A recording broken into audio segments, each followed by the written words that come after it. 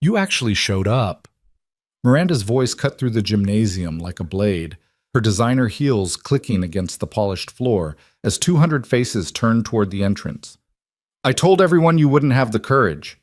Ethan Walker stood frozen in the doorway, 20 years of buried shame crashing over him like a wave. The same basketball hoops, the same bleachers, the same woman who had systematically dismantled his self-worth now stood center stage, champagne glass raised, smile sharp enough to draw blood. He should have stayed home. But what happened next would silence every person in that room. If you want to see how this quiet single father turned the tables on everyone who underestimated him, stay with me until the very end. Drop a like and comment your city below. I want to see how far this story travels. The invitation had arrived 3 months ago, tucked between electricity bills and grocery store flyers, like it was nothing special. Cream-colored cardstock with embossed gold lettering. Westbrook High School class of 2005, 20-year reunion, an evening of memories and reconnection. Ethan Walker had stared at it for 17 minutes before his daughter found him standing motionless in the kitchen. Dad, you okay? Sophie had been 15 then, all sharp observation and gentle concern. She'd inherited his dark eyes and her mother's bone structure, a combination that sometimes made his chest ache with complicated feelings he'd long since learned to compartmentalize. Fine, sweetheart. He'd tucked the invitation into the junk drawer beneath takeout menus and spare batteries. Just mail. But Sophie had seen. Sophie always saw. That's from your high school, isn't it? It's nothing. It's not nothing. She'd pulled out a kitchen chair and sat down, crossing her arms in that way that meant she wasn't moving until she got answers. At 15, she'd already mastered the art of patient interrogation. You've never talked about high school. Not once. Not ever. There's nothing to talk about. Dad? That single word, loaded with the weight of 15 years of trust, had cracked something open inside him. Ethan had sat down across from her, the invitation suddenly burning a hole in the drawer between them. High school wasn't a good time for me, Sophie. I wasn't popular. I wasn't confident. I was just there, background noise. And then I met your mother, and for a while I thought things had changed. But they hadn't. Not really. Mom hurt you. It wasn't a question. Sophie had been 6 when Miranda left, old enough to remember the screaming matches, the slammed doors, the morning she'd woken up to find half the house empty and her father sitting alone at the kitchen table, staring at nothing. Your mother and I wanted different things, Ethan had said carefully. She wanted someone ambitious, someone who would chase success at any cost. And I wanted me. I wanted you. He'd reached across the table and squeezed her hand. I wanted to be here, present. I wanted to drive you to school and help with homework and be there when you had nightmares.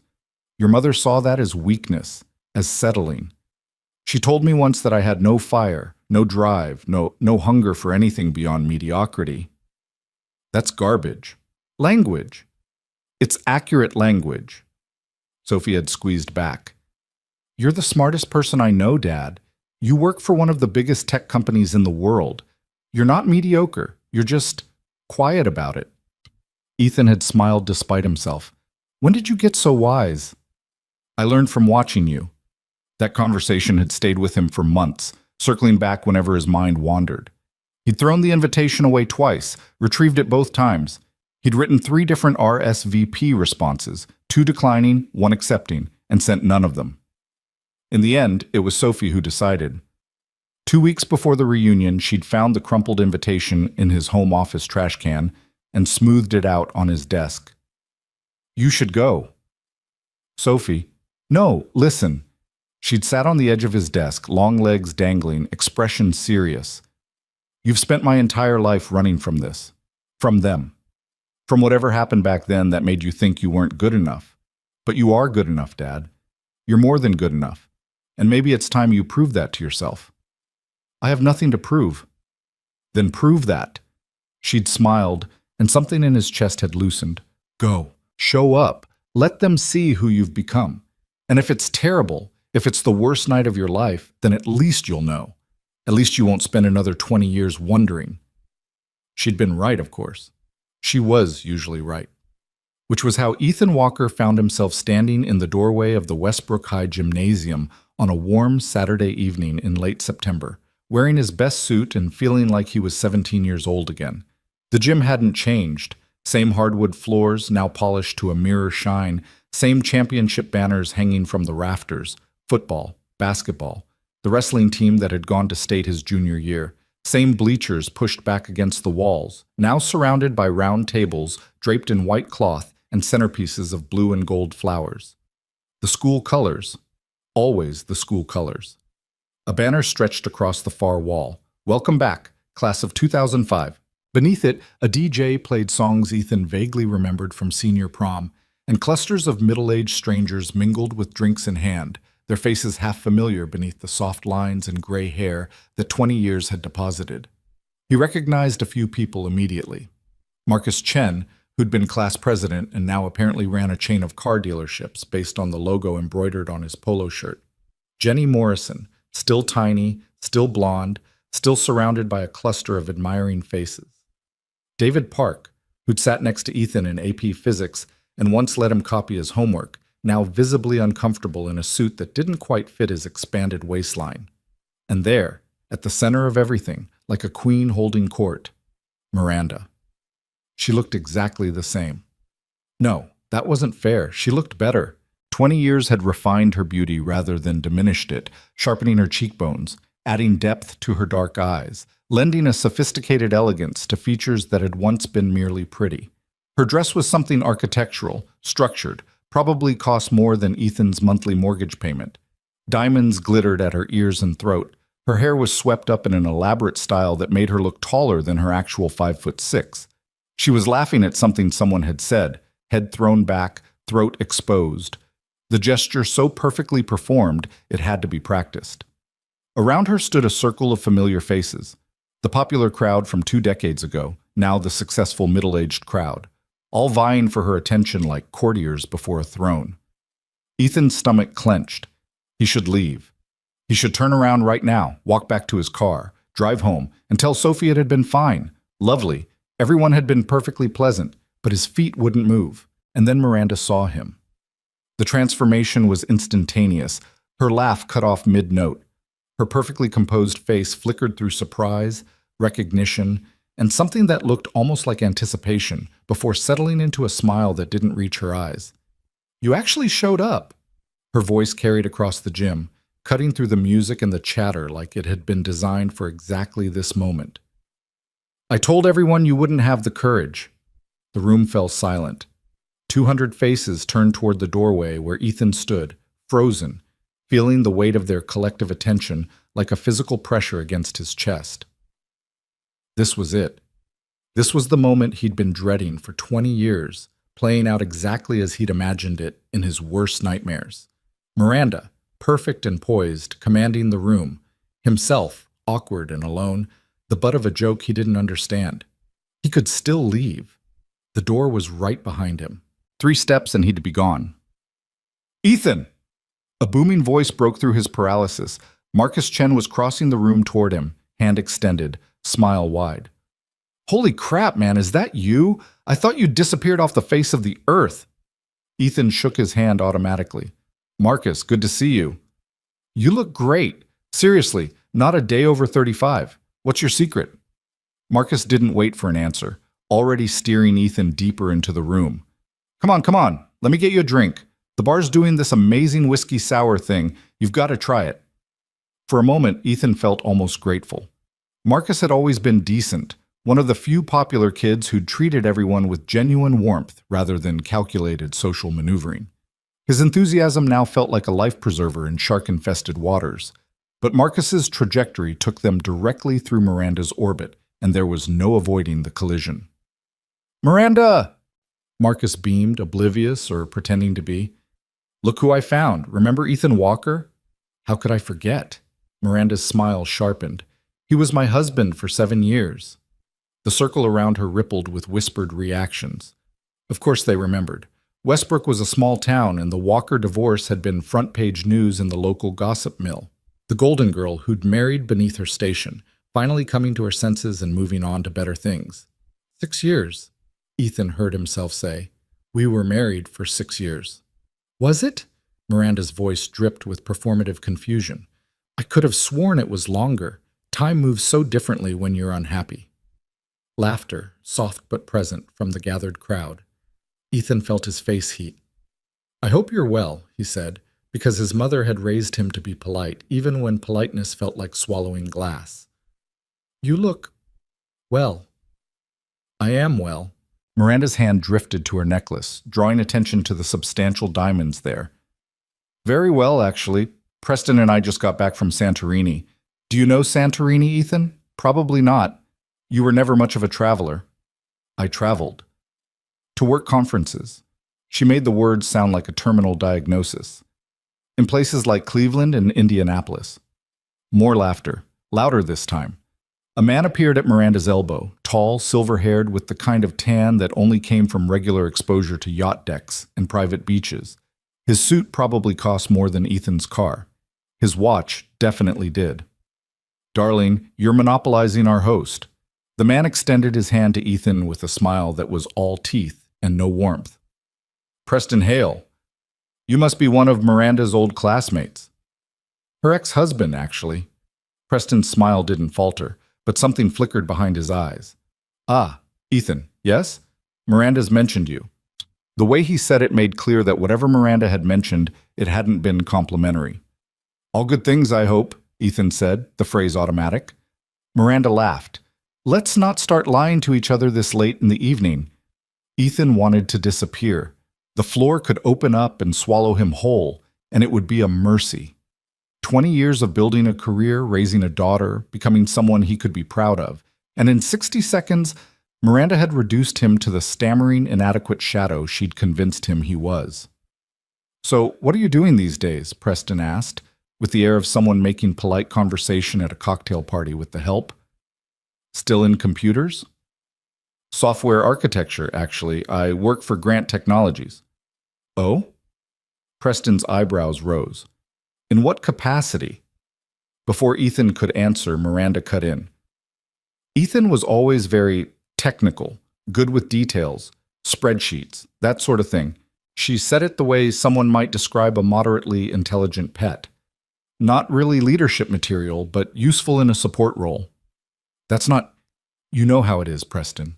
Miranda had already turned away from Ethan, addressing her husband as if he'd ceased to exist. Some people are builders, some people are worker bees. Both necessary, I suppose, but one shouldn't pretend they're the same thing. I'm a senior architect, Ethan said, louder than he intended. I lead a team of 47 engineers. Of course you do. Miranda patted his arm with devastating condescension. And I'm sure they're all very proud of you. The circle had grown. Ethan was dimly aware of faces he half recognized, all watching this exchange with the fascinated attention of spectators at a blood sport. Some looked sympathetic. Most just looked entertained. Tell me, Ethan. Miranda's voice carried that particular sweetness that meant something cruel was coming.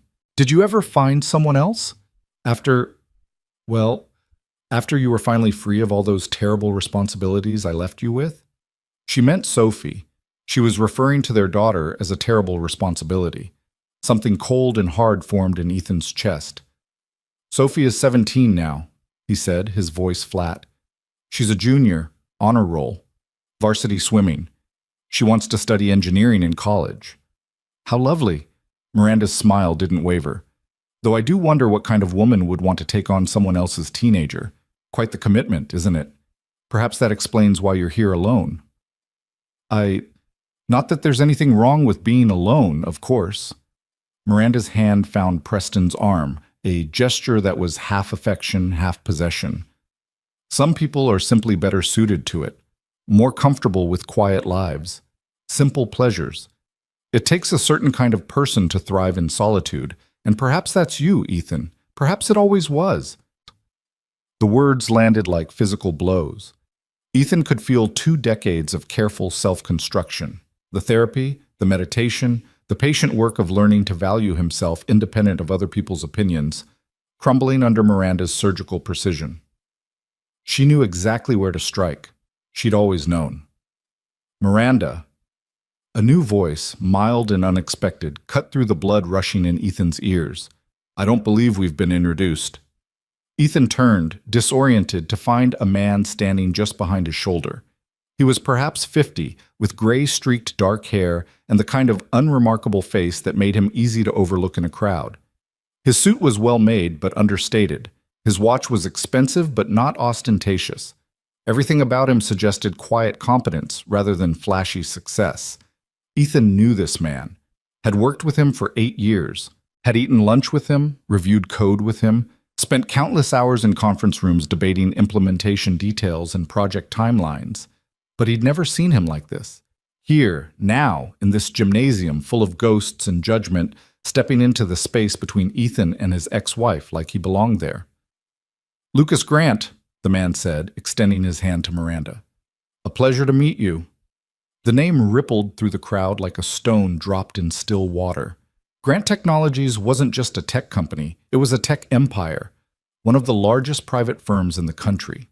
And Lucas Grant wasn't just its CEO, he was its founder, its architect, a figure who appeared regularly in Forbes and Bloomberg, and occasionally on the covers of magazines that people actually read. He was also Ethan's boss, or rather, Ethan's boss's boss's boss, so far up the corporate hierarchy that their interactions were rare and always mediated by multiple layers of management. Until now. Until Miranda's composure flickered, the first crack Ethan had seen all evening. Lucas Grant? The Lucas Grant? Is there another? Lucas's smile was pleasant and entirely unrevealing. I hope you don't mind me crashing your reunion. I was passing through town and heard there was a party. Couldn't resist. Miranda glanced at Ethan, then back at Lucas, clearly trying to calculate how these pieces fit together. Do you know Ethan? Know him? Lucas placed a hand on Ethan's shoulder, the gesture casual, but weighted. Ethan is one of my most trusted employees, has been for nearly a decade. Brilliant mind, irreplaceable, really. I don't say that about many people. The room had gone very, very quiet. Preston Hale cleared his throat, his earlier dismissiveness transformed into something more cautious. Grant Technologies. That's the AI company, isn't it? The one in the news? Among other things. Lucas's expression remained pleasantly neutral, but his eyes were sharp. We're working on some rather groundbreaking projects at the moment. Ethan is leading our most critical development effort, a next-generation artificial intelligence system that's going to reshape entire industries. Ethan felt the words wash over him, each one adding another layer of unreality to an evening that had already transcended anything he could have imagined. He was leading a critical project, yes. It was important, yes. But hearing Lucas describe it this way in this context made it sound like something from a different life entirely. How interesting, Miranda said, her voice careful now. Ethan never mentioned he was working on anything quite so significant. That's the thing about Ethan. Lucas's hand remained on his shoulder, steady and grounding. He doesn't need to announce his accomplishments. He just does the work. Quietly, consistently, extraordinarily well. It's one of the many things that makes him invaluable. A beat of silence. Actually, Lucas continued, as if the thought had just occurred to him, I was planning to share this news internally first, but perhaps this is as good a moment as any. He turned to face the room, his voice carrying without effort. Effective next month, Ethan Walker will be assuming the role of Chief Technology Officer at Grant Technologies. The silence that followed was so complete that Ethan could hear the blood pounding in his own ears. Chief Technology Officer, CTO. One of the most senior positions in the company, reporting directly to Lucas himself. The kind of role that commanded 7-figure salaries and industry-wide respect. The kind of role that people spent entire careers angling for without ever achieving. Ethan's voice came out as a croak. He cleared his throat. I'm sorry, what? The board approved it this morning. Lucas's smile was genuine now, almost paternal. I was planning to tell you Monday, but this seemed like an appropriate venue, surrounded by the people who knew you when, as it were. He glanced at Miranda, and Ethan saw something flash across his face, a recognition, perhaps, of exactly what this moment meant. Lucas Grant had not crashed this reunion by accident. He'd known exactly what he was doing. Congratulations, someone said, Jenny Morrison, her voice carrying across the stunned gymnasium. Ethan, that's incredible. Yeah, man. Marcus Chen was suddenly beside him again, pumping his hand. CTO. Holy crap, that's amazing. The room seemed to unfreeze. People were moving, talking, the energy shifting from spectatorship to celebration. Hands reached out to shake Ethan's, voices offered congratulations he couldn't quite process. And Miranda stood perfectly still, her perfect composure cracking along invisible fault lines. Preston's hand had dropped from her arm. Her champagne glass trembled almost imperceptibly. Her eyes were fixed on Ethan's face, searching for something she'd clearly never expected to find there. Well, she said finally, her voice stripped of its earlier venom, that's certainly unexpected. Life usually is, Lucas said mildly. In my experience, the people who underestimate Ethan Walker tend to regret it eventually.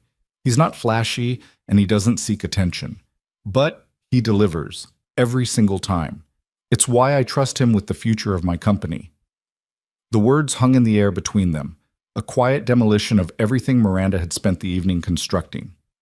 Ethan watched her face as the implications registered, not just the professional success, but what it meant about all the judgments she'd made, all the dismissals, all the years of treating him like a footnote in her own story.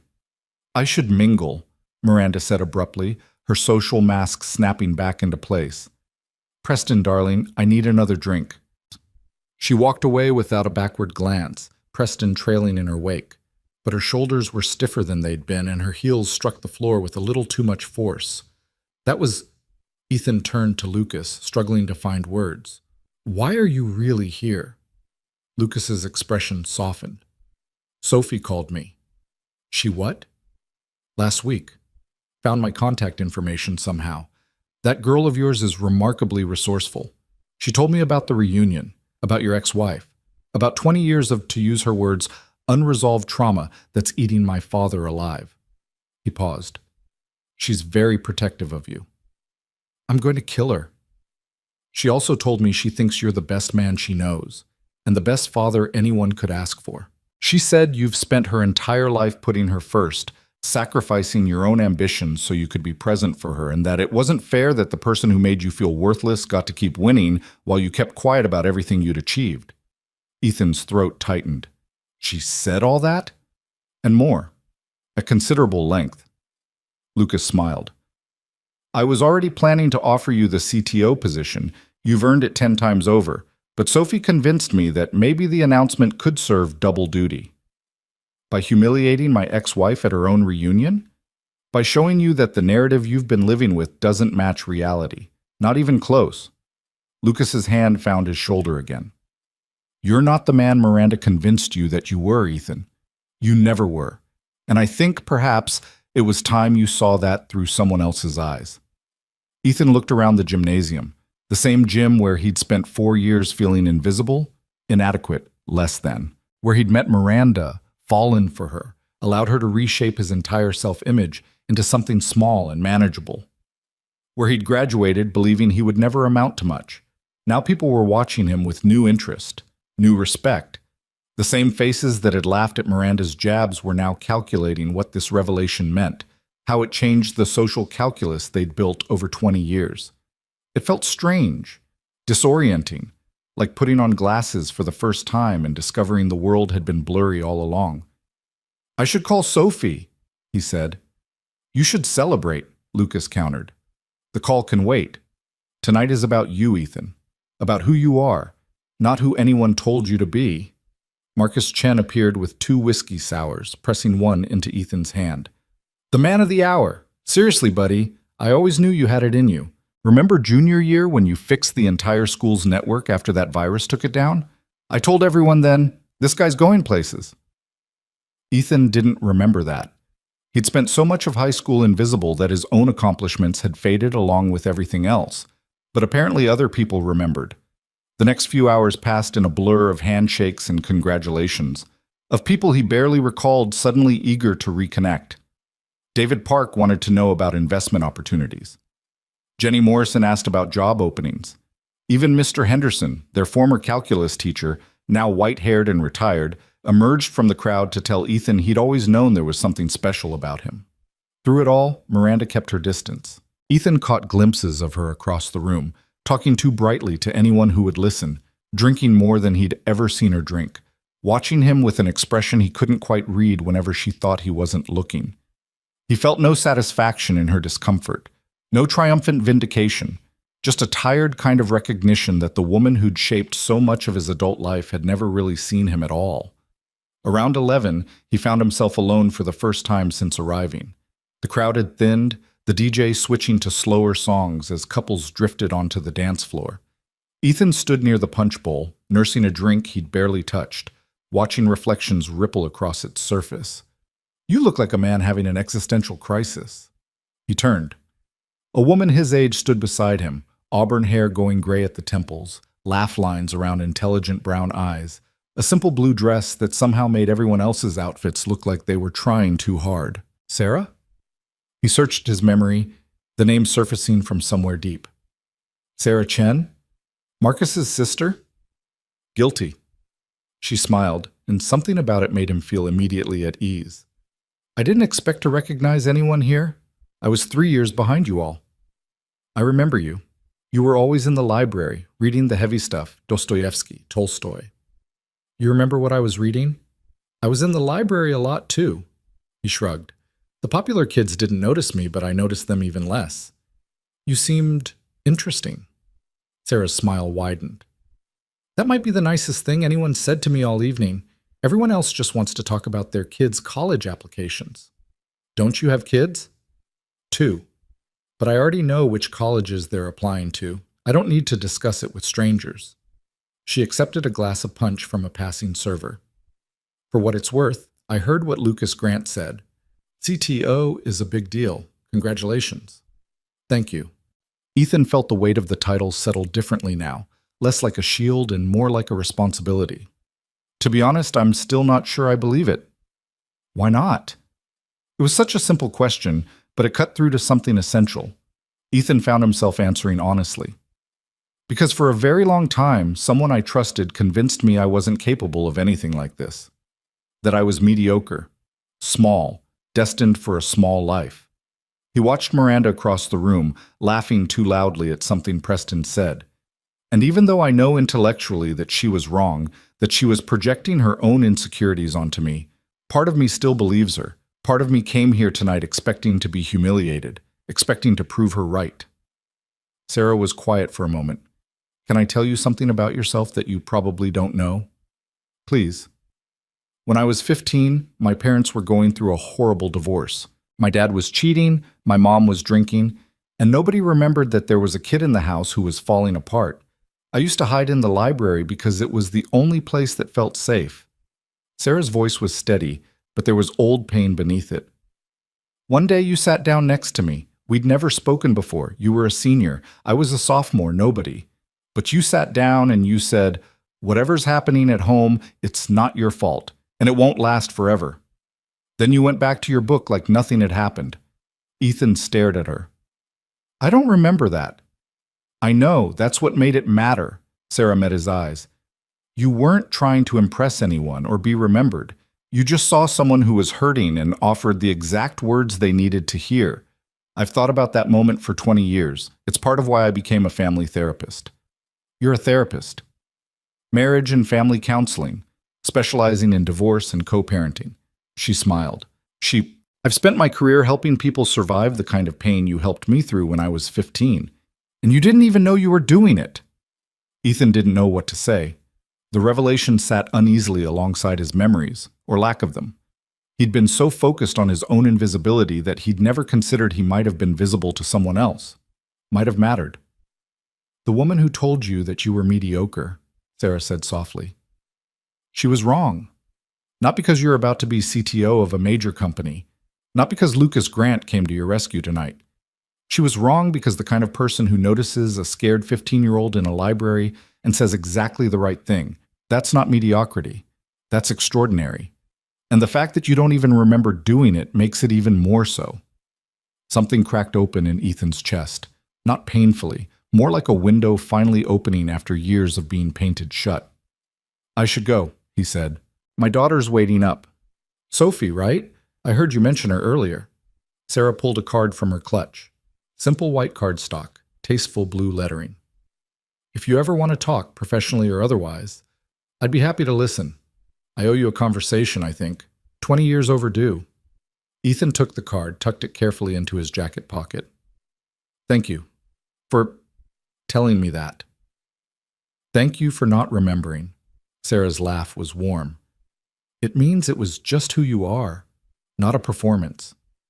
He found Lucas near the exit, deep in conversation with the reunion's event coordinator about something that was probably neither interesting nor important. His boss looked up as Ethan approached, excused himself smoothly, and fell into step beside him as they walked toward the parking lot. Leaving early? It's almost midnight. My daughter's waiting. Lucas nodded, unsurprised. That's exactly the answer I expected. They walked in comfortable silence across the darkened parking lot, their footsteps echoing against the asphalt. The gymnasium glowed behind them, music and laughter spilling from open doors, but Ethan felt no pull to return. The CTO position, he said as they reached his car. You meant that? It wasn't just for show? I never say things I don't mean. Lucas leaned against the car beside his, a modest sedan that probably cost less than Preston Hale's watch. The board's been pushing for this promotion for 18 months. I've been waiting until you were ready to accept it. Ready? You're brilliant, Ethan, the best systems architect I've ever worked with. But brilliance isn't enough for leadership, not at this level. You need to believe in yourself, to stop waiting for permission to take up space. Lucas studied him in the dim light. Tonight was about showing you that the narrative you've been carrying doesn't hold up to scrutiny. Your ex-wife's voice has been in your head for too long. I thought perhaps it was time to replace it with some different voices. Sarah Chen's, for example. Lucas smiled. I may have made some calls, suggested that certain people might want to attend tonight, people who had relevant perspectives to share. You engineered this entire evening. I provided opportunities. What you did with them was entirely your own.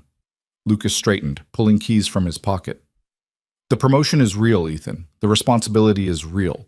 What you do with it, that's up to you. But for what it's worth, I think you're finally ready to do something remarkable. He climbed into his car and drove away, leaving Ethan alone in the empty parking lot, staring up at a sky full of stars he'd never noticed before. The drive home took 27 minutes. Ethan spent most of it replaying the evening in his head, trying to sort the real from the surreal. Lucas Grant crashing his high school reunion. The CTO announcement. Sarah Chen and her 20-year-old memory. Miranda's face when she realized the man she'd dismissed had become something she couldn't dismiss. None of it felt quite real, but none of it felt like a dream either. Sophie was waiting on the front porch when he pulled into the driveway, wrapped in her favorite oversized sweater despite the warm evening. She stood as he got out of the car, her face a mixture of anticipation and anxiety. Well? She demanded before he'd even closed the door. How was it? What happened? Did Mom... You called my boss. Sophie's expression flickered. I may have done some research.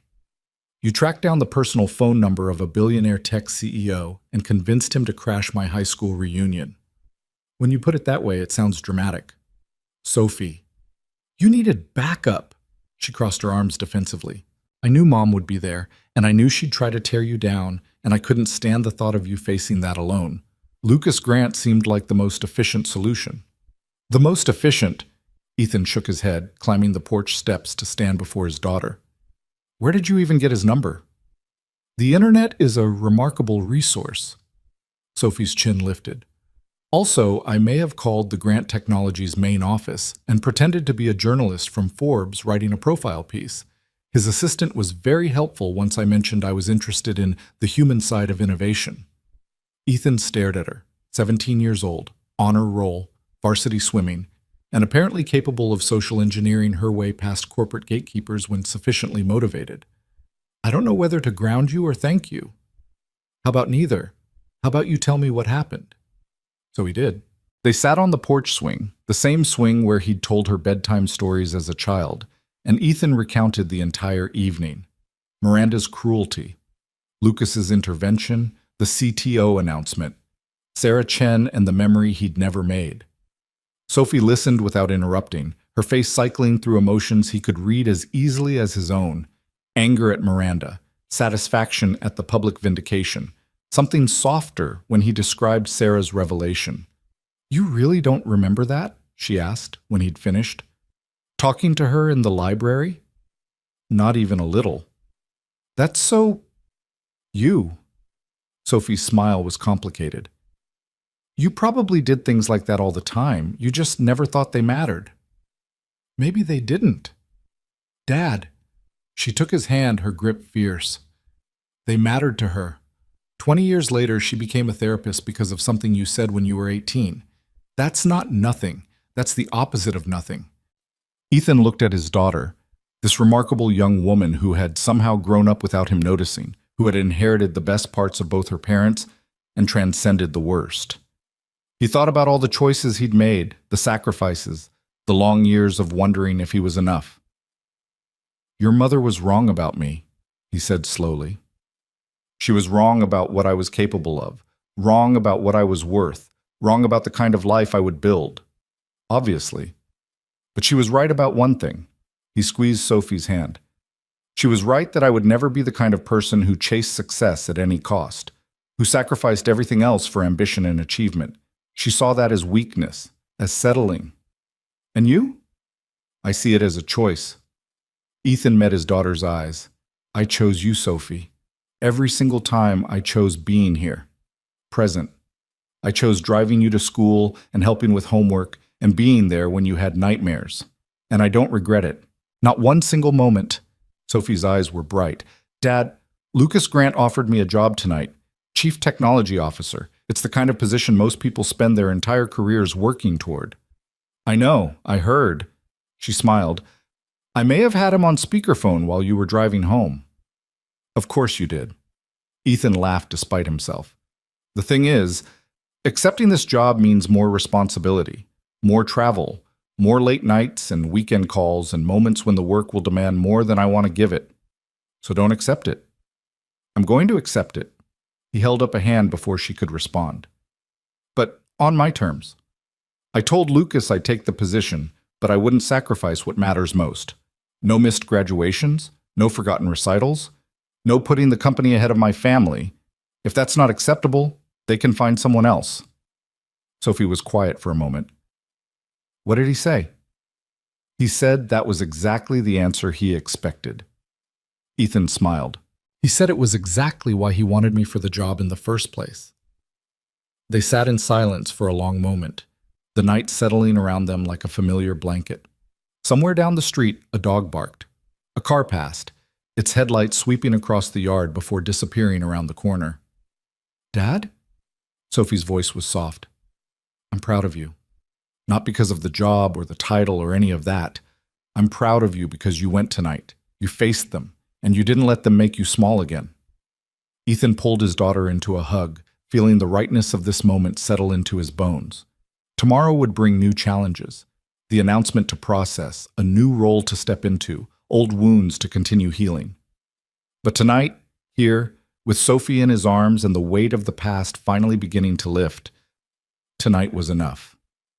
"Thank you," he said quietly into her hair, "for calling my boss, for believing in me, for being exactly who you are." "I learned from watching you," Sophie said, and he could hear the smile in her voice. "Isn't that what you always say?" "Did I? I don't remember." "Exactly," she pulled back, grinning. "That's what makes it true." The Monday morning after the reunion arrived with the kind of crisp autumn clarity that made everything feel sharper, more defined. Ethan stood at his bedroom window watching the sunrise paint the neighborhood in shades of gold and amber, his coffee growing cold in his hands as he replayed the events of Saturday night for what must have been the 100th time. It still didn't feel real. His phone buzzed on the nightstand. A text from Lucas. "Board meeting at 10, formal announcement. Wear something that says, 'I belong here,' because you do." Ethan looked at his closet, at the row of sensible shirts and practical slacks that had served him well for nearly a decade of being invisible. Today required something different. Today required armor. He chose the charcoal suit he'd bought for Sophie's middle school graduation and never worn since.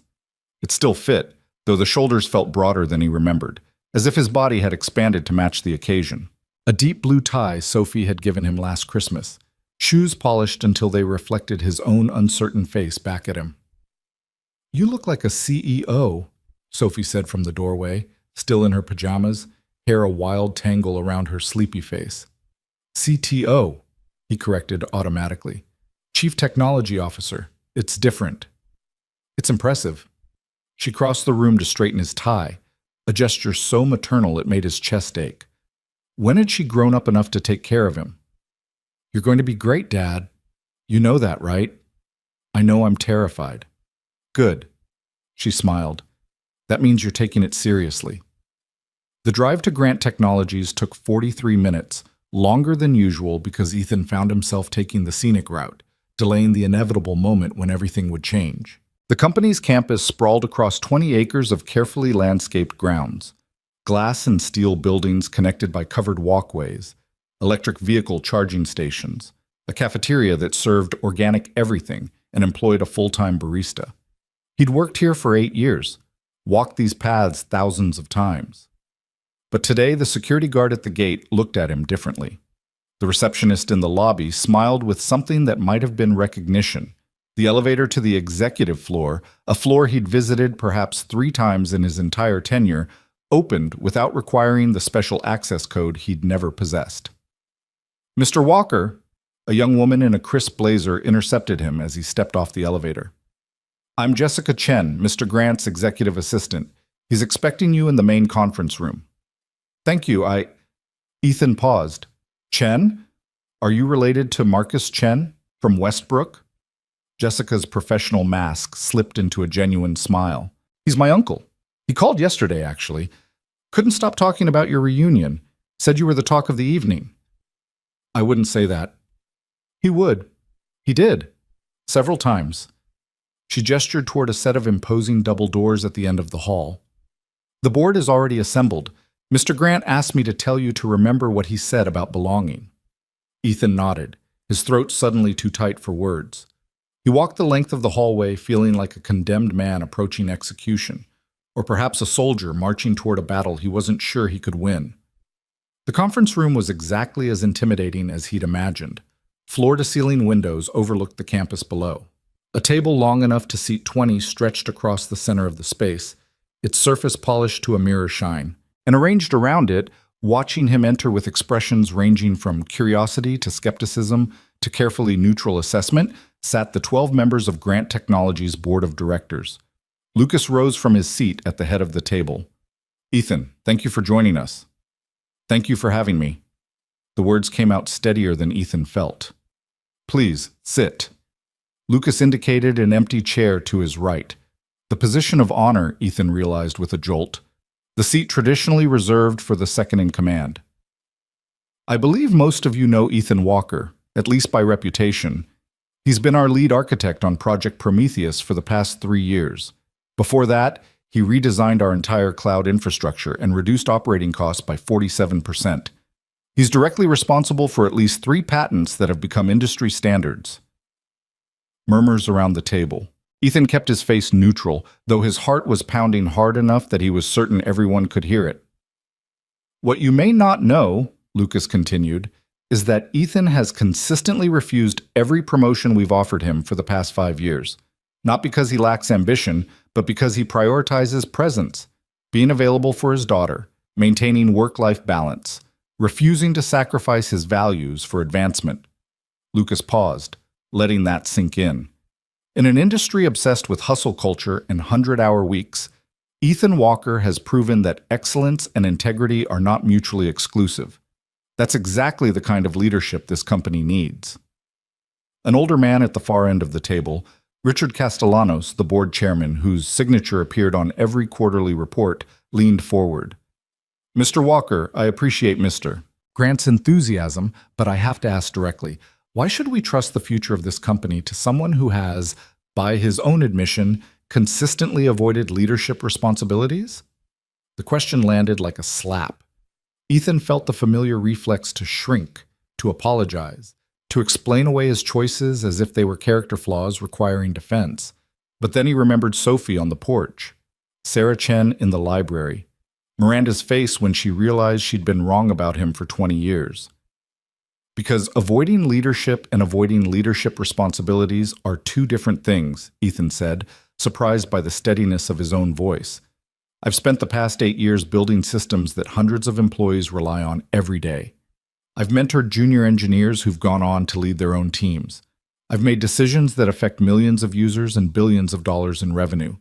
What I haven't done is seek credit for any of it. What I haven't done is sacrifice my family for a corner office and a title. Silence around the table. I'm not going to pretend I'm the obvious choice for this position, Ethan continued. I'm not charismatic, I'm not political, I don't have an MBA from a prestigious program or a network of influential connections. What I have is 10 years of consistently delivering results. What I have is a track record of solving problems that other people said couldn't be solved. And what I have is the respect of every engineer in this building, because they know that when I make a decision, it's based on what's right for the work, not what's right for my career. Richard Castellano studied him for a long moment. Then, unexpectedly, he smiled. That's the first honest answer I've heard in this room in 6 months. He looked around at his fellow board members. I move we proceed with the appointment as proposed. The vote was unanimous.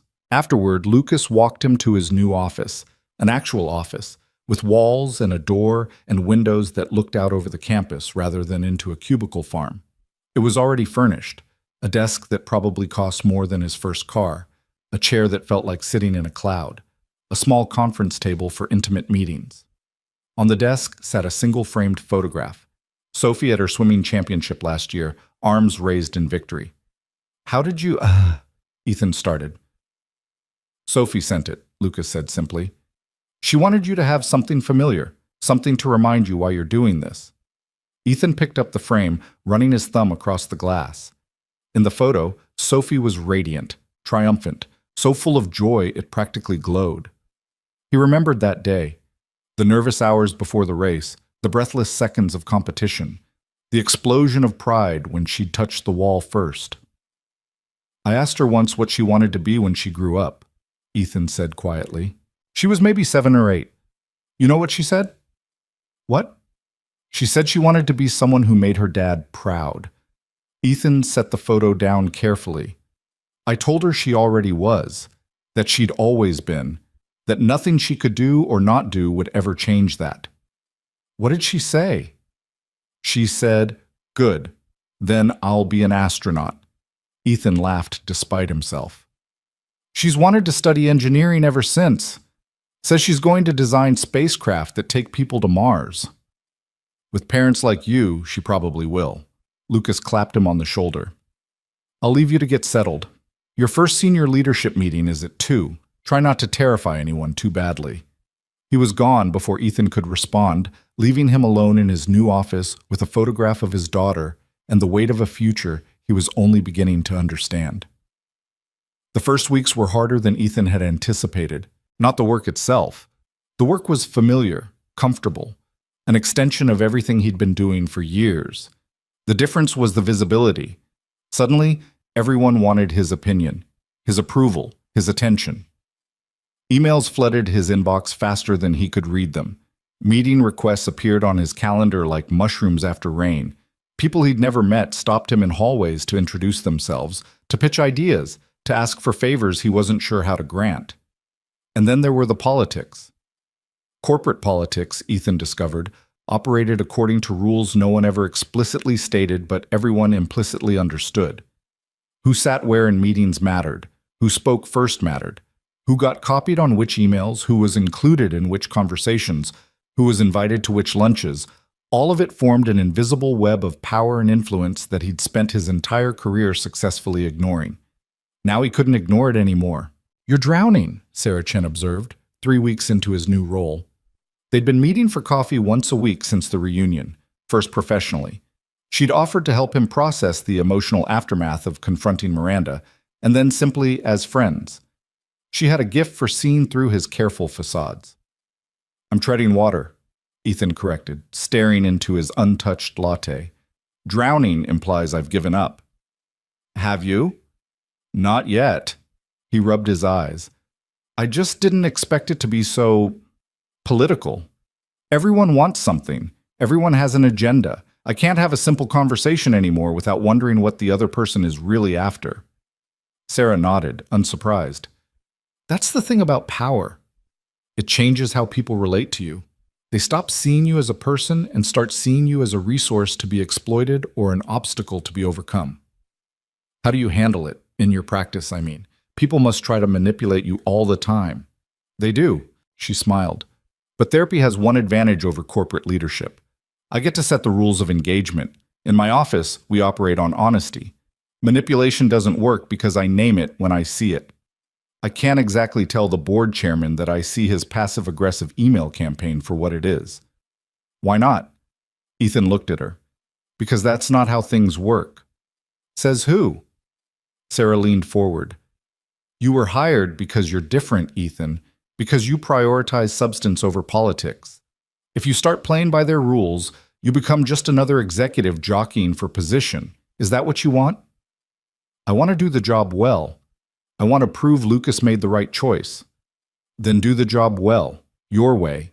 Sarah's voice was gentle but firm. The board approved your appointment because you told them the truth about who you are. Don't become someone else just because you're sitting in a bigger chair. Ethan thought about that conversation for days afterward. He thought about it during meetings where senior leaders talked in circles without saying anything meaningful, during conference calls where people performed competence rather than demonstrating it, during lunches where conversation felt like chess matches, every word calculated for strategic advantage. And slowly, carefully, he began to change things. It started small. Instead of sending formal emails, he walked to people's desks to have actual conversations. Instead of accepting meetings that could have been handled in 5 minutes, he suggested phone calls or brief hallway chats. Instead of participating in the elaborate dance of corporate communication, the CC chains and the passive-aggressive scheduling and the carefully worded non-answers, he simply said what he meant and asked others to do the same. The reaction was mixed. Some people loved it. Junior engineers especially appreciated having a CTO who actually listened, who remembered their names, who cared about their ideas rather than their positions in the hierarchy. They started coming to him with problems they'd been afraid to raise before, knowing he'd give them honest answers instead of political deflections. Others were less enthusiastic. Certain senior managers found his directness threatening, his refusal to play games inconvenient. They pushed back in subtle ways, scheduling conflicts, forgotten invitations, information that somehow never reached his inbox. They're testing you, Lucas said during one of their weekly check-ins, seeing if you'll fold under pressure or maintain your principles. And if I maintain them, then you'll earn their respect. Eventually, Lucas smiled. Leadership isn't about making everyone like you, Ethan. It's about making the right decisions consistently enough that people trust you even when they disagree. What if I make the wrong decisions?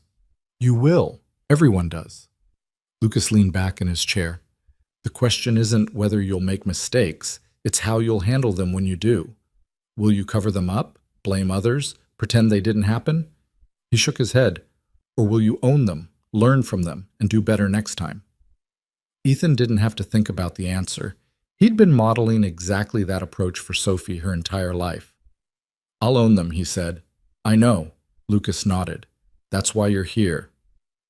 The first real test came 6 weeks into his tenure. Project Prometheus, the AI initiative he'd been leading before his promotion, hit a critical snag. A fundamental flaw in the architecture, something that had been buried in the code for months, suddenly surfaced during testing. The entire project timeline was at risk. Millions of dollars in development costs hung in the balance. And it was Ethan's fault. He'd signed off on the original design. He'd approved the technical specifications. He'd assured the board that the project was on track. Now, standing in a conference room filled with anxious engineers and even more anxious executives, he had to decide how to handle the disaster. The old Ethan, the invisible Ethan, the one who'd spent decades avoiding conflict and criticism, would have looked for someone else to blame. The testing team hadn't caught it earlier. The documentation hadn't been clear enough. The timeline had been too aggressive from the start. The new Ethan took a different approach. This is my responsibility, he said before anyone else could speak. I designed the architecture. I approved the timeline. I should have caught this flaw months ago, and I didn't. That's on me. Stunned silence. What I need from all of you now is not blame, but solutions. We have a problem. How do we fix it? The meeting that followed was unlike any Ethan had experienced in his corporate career. Instead of defensive posturing and finger-pointing, engineers actually talked to each other. Ideas flowed freely. Concerns were raised without fear of retribution. By the end of 2 hours, they had a workable plan. Not perfect, but viable. The project would be delayed by 3 weeks, not 3 months. Afterward, one of the junior engineers, a young woman named Maya, who joined the company straight out of college, approached him hesitantly. Mr. Walker, can I say something? Ethan, and of course. I've worked here for 2 years. Maya's voice was quiet but steady. I've been in a lot of crisis meetings. This is the first time I've ever seen a senior leader take responsibility instead of looking for someone to blame. I wanted you to know that it matters. It changes things. For all of us. Ethan didn't know what to say. He settled for a simple thank you and watched her walk away, carrying his words with her like a seed that might someday grow into something larger. That night he told Sophie about the meeting over dinner. So basically you screwed up and then admitted it, she summarized, twirling spaghetti around her fork. Essentially, yes. And people respected you more for it. Apparently, Sophie grinned. That's so weird. At school, everyone tries to pretend they never make mistakes, like admitting you don't know something is the worst thing in the world. It feels that way sometimes, Ethan agreed, but it's a trap. The more energy you spend pretending to be perfect, the less energy you have for actually improving. And eventually, people see through the pretense anyway. Is that what Mom did? Pretended to be perfect? The question caught Ethan off guard. They rarely talked about Miranda, an unspoken agreement that had developed over years of careful avoidance. Your mother, he said slowly, believed that showing weakness was the same as being weak. She thought admitting mistakes meant losing power, losing respect, losing control. He paused. I think she was afraid. Underneath all the confidence, all the polish, she was terrified of being seen as anything less than perfect. That sounds exhausting. It is. Ethan met his daughter's eyes. It's why I've always tried to teach you differently. Failure isn't something to be afraid of. It's something to learn from. The goal isn't to never make mistakes. The goal is to make better mistakes each time, to fail forward. Sophie was quiet for a moment, processing this. Dad? Can I ask you something personal? Always. Do you still love her? Mom, I mean. The question hit him in the solar plexus. Ethan set down his fork, buying time while he searched for an honest answer. I loved who I thought she was, he said finally. The woman I married, the one I believed I was building a life with, that woman was kind and passionate and full of dreams.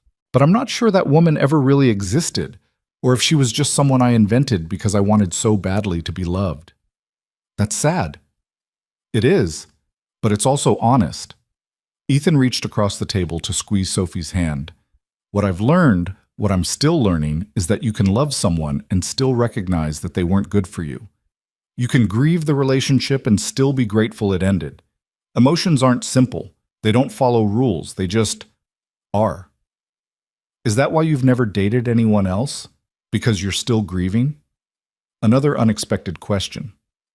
Ethan found himself smiling despite the discomfort. Partly, but mostly because I wanted to focus on you, on being the best father I could be. Dating felt like a distraction from what mattered most. And now? Now? Ethan considered. Now I'm realizing that maybe I was using you as an excuse, not intentionally. I genuinely did prioritize being present for you, but I also think I was afraid. Afraid of being hurt again. Afraid of letting someone see the parts of me that Miranda had convinced me were unlovable. Sophie's expression softened. You're not unlovable, Dad. You're literally the most lovable person I know. You're biased. I'm right, she grinned. There's a difference. The conversation stayed with Ethan long after Sophie had gone to bed. He sat on the back porch, watching stars emerge one by one from the darkening sky, thinking about love and fear and the stories we tell ourselves about who we are. For 20 years, he'd carried Miranda's narrative inside him like a splinter, not always visible, not always painful, but always present. The story that said he was mediocre, small, destined for a small life. He'd built an entire existence around that story, making choices that confirmed it, avoiding opportunities that might contradict it. But the story had been wrong, and now, piece by piece, he was writing a new one. The second month brought unexpected developments. First, Sarah. Their weekly coffee meetings had become something Ethan looked forward to with an intensity that surprised him. She was brilliant and perceptive and unafraid to call him on his blind spots. She laughed at his terrible jokes and shared stories from her practice that made him see the world differently. She was, he realized with a jolt, the first person in years who made him feel genuinely seen. "This isn't therapy anymore, is it?" he asked one evening as they lingered over empty cups in a quiet corner cafe. Sarah's smile was gentle. "It stopped being therapy about 4 weeks ago. I've been waiting for you to notice." "What is it now?" "I'm not sure." She met his eyes, and something passed between them that made his heart beat faster. "What do you want it to be?" Before Ethan could answer, his phone buzzed. A text from Sophie. "Don't forget, my championship meet is Saturday. You promised." He looked at the message, then back at Sarah. "I have to be at my daughter's swim meet this weekend. She's competing for regionals." "Of course." No disappointment in Sarah's voice, just understanding. "Family first. I remember." "But maybe after? If she wins, she'll be insufferable with victory energy. I could use adult company to balance it out." Sarah laughed. "And if she loses? Then I'll need comfort food and someone who understands that 17-year-olds feel emotions at about 300% intensity." He paused. "Either way, I'd like you there. If you want to be." "I'd like that," Sarah said softly. "Very much." The swim meet was everything Ethan had hoped for, and more. Sophie dominated her events, moving through the water with a grace that made him catch his breath every time. She touched the wall first in 2 individual races and anchored her relay team to a decisive victory. When she climbed out of the pool after her final race, dripping and radiant, she scanned the crowd until she found his face, and her smile made every sacrifice of the past 17 years worth it. "You came," she said, as if there had ever been any doubt. "I will always come," Ethan replied, and meant it with every fiber of his being. Afterward, Sarah met them at Sophie's favorite restaurant, a casual Italian place with checkered tablecloths and breadsticks that Sophie had been eating since she was a child. The 3 of them talked and laughed and ate too much garlic bread, and something about the evening felt like the beginning of something new. "I like her," Sophie said later as Ethan drove them home. "Sarah, she's good for you." "It's early. We're just exploring." "Dad," Sophie's voice was affectionately exasperated. "She looks at you like you hung the moon, and you look at her like she's the first person to ever really see you. That's not just exploring. That's the start of something." Ethan didn't argue. He was too busy wondering if his daughter was right. The 3rd month brought Miranda back into his life in a way he hadn't anticipated. She showed up at his office unannounced on a Thursday afternoon, still impeccably dressed, still radiating the controlled intensity that had once mesmerized him. But there was something different about her now, a crack in the armor he'd never seen before. "We need to talk," she said, standing in his doorway like a specter from a past life. Ethan's first instinct was to refuse, to have security escort her out, to close the door on everything she represented. But something in her face stopped him. Vulnerability, perhaps, or desperation. Emotions he'd never associated with Miranda. "5 minutes," he said, gesturing to a chair. She sat down, and for a long moment, neither of them spoke. "I've spent the past 2 months thinking about the reunion," Miranda finally said. "About everything that happened, everything that was said. And I realized I owed you an apology."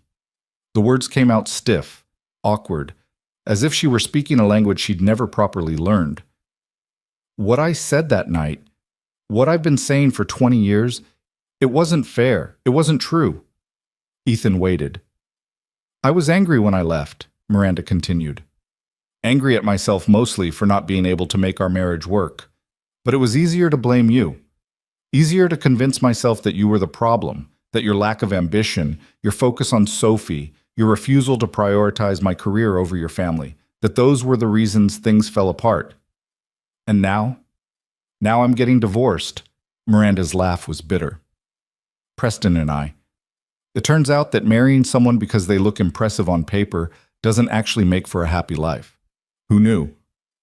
Ethan didn't gloat, didn't feel the satisfaction he might have expected. He just felt tired, tired of old wounds, old narratives, old pain. I'm sorry to hear that, he said, and found that he meant it. Are you? Miranda's eyes searched his face. Because you'd have every right to enjoy this, to throw my words back at me, to remind me of every cruel thing I ever said. I could do that. But what would be the point? Ethan leaned back in his chair. We were young when we got married. We wanted different things. We hurt each other in ways that took years to heal from. Relitigating all of that now won't change anything. You've changed, Miranda said quietly. The man I married would have been defensive, would have tried to explain himself, to justify his choices, to prove he wasn't everything I accused him of being. The man you married was terrified of you, Ethan replied honestly. Terrified of your disapproval, your judgment, your ability to make him feel worthless with a single look. I'm not that man anymore. No, you're not. Miranda stood, smoothing her skirt with hands that trembled slightly.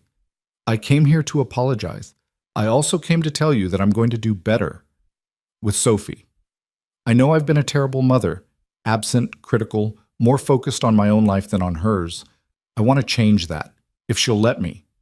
That's between you and Sophie. I know, but I wanted you to know first. I wanted you to know that I see what you did, how you raised her, how you put her first, how you became the parent I never could be. I'm grateful for that. More grateful than I can express. Ethan stood as well, extending his hand. Miranda looked at it for a moment, then bypassed it entirely to pull him into an awkward, brief hug. Thank you, she whispered, for being who you are, even when I couldn't see it. Then she was gone, leaving Ethan alone in his office with the echoes of a conversation 20 years in the making. That night, he told Sophie about her mother's visit. She listened without interrupting, her face unreadable, her body language carefully neutral. What do you think I should do? She asked finally. That's not for me to decide. But what do you think? Ethan considered carefully. I think people can change. I think your mother genuinely wants to be different, to do better. I also think that change is hard and intentions don't always translate into actions. He paused. What I know for certain is that whatever you decide, whether you want to rebuild a relationship with her or not, I'll support you. This is your choice, Sophie. Not hers. Not mine. Yours. Sophie was quiet for a long moment. I'll think about it, she said finally. But not tonight. Tonight, I just want to watch bad reality TV and not think about anything complicated. Deal. Ethan grabbed the remote. Your pick. They settled onto the couch together, the same couch where they'd watched movies and nursed illnesses and had conversations that shaped both their lives. Sophie leaned against his shoulder, and Ethan felt a surge of gratitude so intense it almost overwhelmed him. Whatever came next, with Sarah, with Miranda, with his new role in his new life, this was the foundation. This relationship, this trust, this love that had been built over 17 years of showing up, of being present, of choosing his daughter over everything else. Everything else was just details. The 4th month brought recognition Ethan hadn't sought and wasn't sure he deserved. Forbes ran a profile on Grant Technologies' Quiet Revolutionary, their term for the CTO who was transforming company culture by simply treating people with respect. The article went viral in tech circles, prompting invitations to speak at conferences, requests for interviews, offers to consult for companies struggling with similar challenges. Ethan declined most of them. You're turning down opportunities that would cement your reputation, Lucas observed during their monthly strategy dinner. I'm turning down distractions, Ethan corrected. I didn't take this job to become famous. I took it to do good work. The work would benefit from a higher profile. Maybe. But I'd have to trade time with my daughter for speaking engagements, time with Sarah for networking events, time doing the actual job for talking about doing the job. Ethan shook his head. That's not a trade I'm willing to make. Lucas smiled. That's exactly what I expected you to say. Am I disappointing you? You're proving that I made the right choice. Again. Lucas raised his glass. To unconventional leadership. To knowing what actually matters, Ethan countered. They drank. Later that night, walking home from dinner because the weather was perfect and he wanted to clear his head, Ethan called Sophie. Hey, Dad, what's up? Nothing specific, just wanted to hear your voice. That's sweet and also slightly concerning. Are you okay? I'm better than okay. Ethan paused under a streetlight, looking up at stars partially obscured by city lights. I just wanted to thank you. For what? For calling Lucas. For making me go to that reunion. For believing in me when I couldn't believe in myself. His throat tightened. I know I'm supposed to be the parent, the one who teaches and guides and supports. But you've taught me so much, Sophie, about courage, about being seen, about what really matters. Silence on the other end of the line, then softly, Dad, you're going to make me cry. Sorry. Don't be. Sophie's voice was thick with emotion. I love you. You know that, right? I know. I love you too, more than anything. Good, she sniffed. Now go home and call Sarah. She texted me earlier asking if you were okay because you seemed distracted at lunch. She texted you? We have a group chat. It's mostly pictures of dogs and complaints about you being oblivious to romantic signals. Ethan laughed despite himself. I'm not oblivious. Dad, she's been dropping hints for 2 weeks about her birthday next month. Have you picked out a gift yet? He had not. I'll handle it, he said weakly. Sure you will. Sophie's affectionate exasperation carried clearly through the phone. Good night, Dad. Try to be less oblivious tomorrow. Good night, sweetheart. He hung up smiling. The walk home took another 20 minutes, and by the time Ethan reached his front door, he'd made a decision. Tomorrow he would talk to Sarah, really talk, about what they were building, about what he wanted, about the future he was finally brave enough to imagine. Tonight, he would sit on the porch and watch the stars and feel grateful for everything he had. It wasn't the life Miranda had told him he was destined for. It wasn't the small, mediocre existence she'd predicted during their worst arguments. It was better. It was his. The conversation with Sarah happened 3 days later, on a Tuesday evening that smelled of autumn leaves and approaching rain. They sat on Ethan's back porch, wrapped in blankets against the October chill, watching the sky darken from purple to black. Sophie told me you've been distracted, Sarah said, her voice carrying that gentle directness he'd come to appreciate. She's worried about you. She shouldn't be. Ethan took a sip of his tea, buying time. I'm not distracted. I'm processing. Processing what? He turned to look at her, really look, the way he hadn't allowed himself to before. The silver threads in her auburn hair, the laugh lines around her eyes, the way she held her cup with both hands, as if drawing warmth from it. She was beautiful, he realized, not in the polished, performative way Miranda had been beautiful, but in a way that felt real, earned, true. Us, he said finally. I've been processing us. Sarah's expression didn't change, but something shifted behind her eyes. And what conclusions have you reached? That I'm terrified. The admission came easier than he expected. That I haven't felt this way about anyone in 20 years, and I don't entirely trust my own judgment. That every time I look at you, part of me is waiting for the other shoe to drop. For you to see the parts of me that Miranda saw and decide they're not worth the trouble. What parts? The parts that prioritize quiet dinners over fancy restaurants. The parts that would rather spend a weekend at Sophie's swim meet than at a networking event. The parts that don't know how to play the games everyone seems to expect. The ones that value substance over appearance and presence over performance. He set down his cup. Miranda called those parts mediocre, boring, signs of someone with no ambition, no fire, no hunger for anything beyond the ordinary. Sarah was quiet for a long moment. When she spoke, her voice was soft but certain. Do you want to know what I see when I look at you? I'm afraid to ask.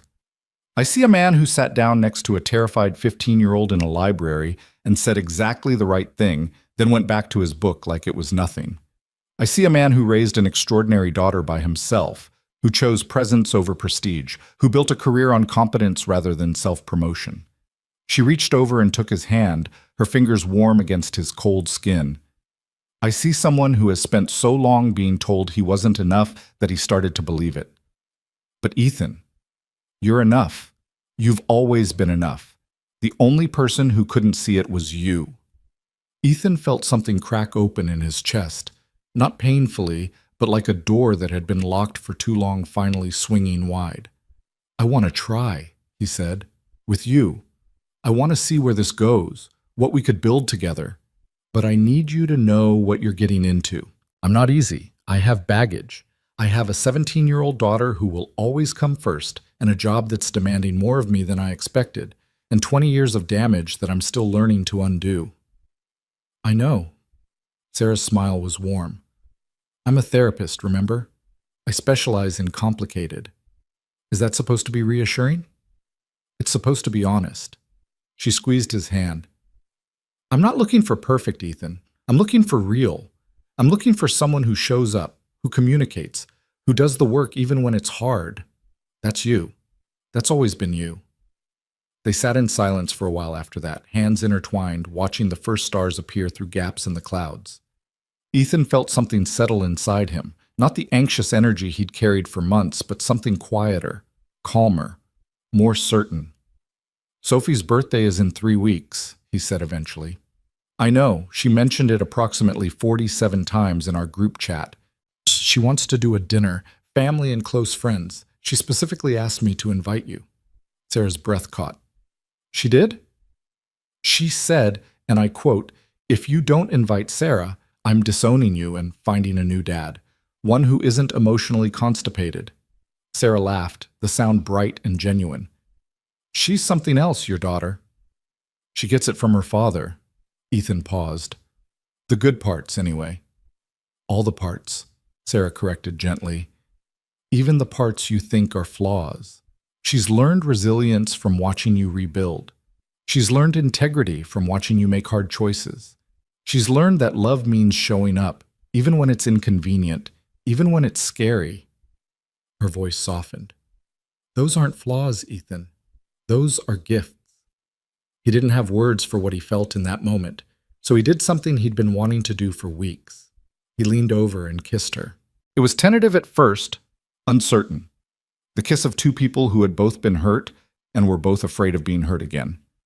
But then Sarah's hand came up to cup his face, and something shifted, and the kiss became something else entirely, something that felt like beginning.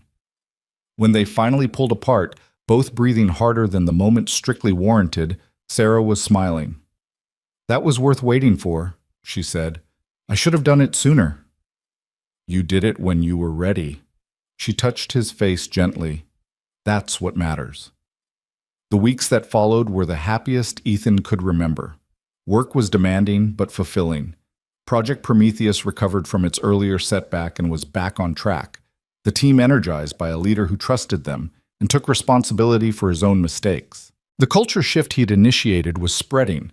Other departments were adopting his direct communication style, his emphasis on substance over performance, his refusal to play political games.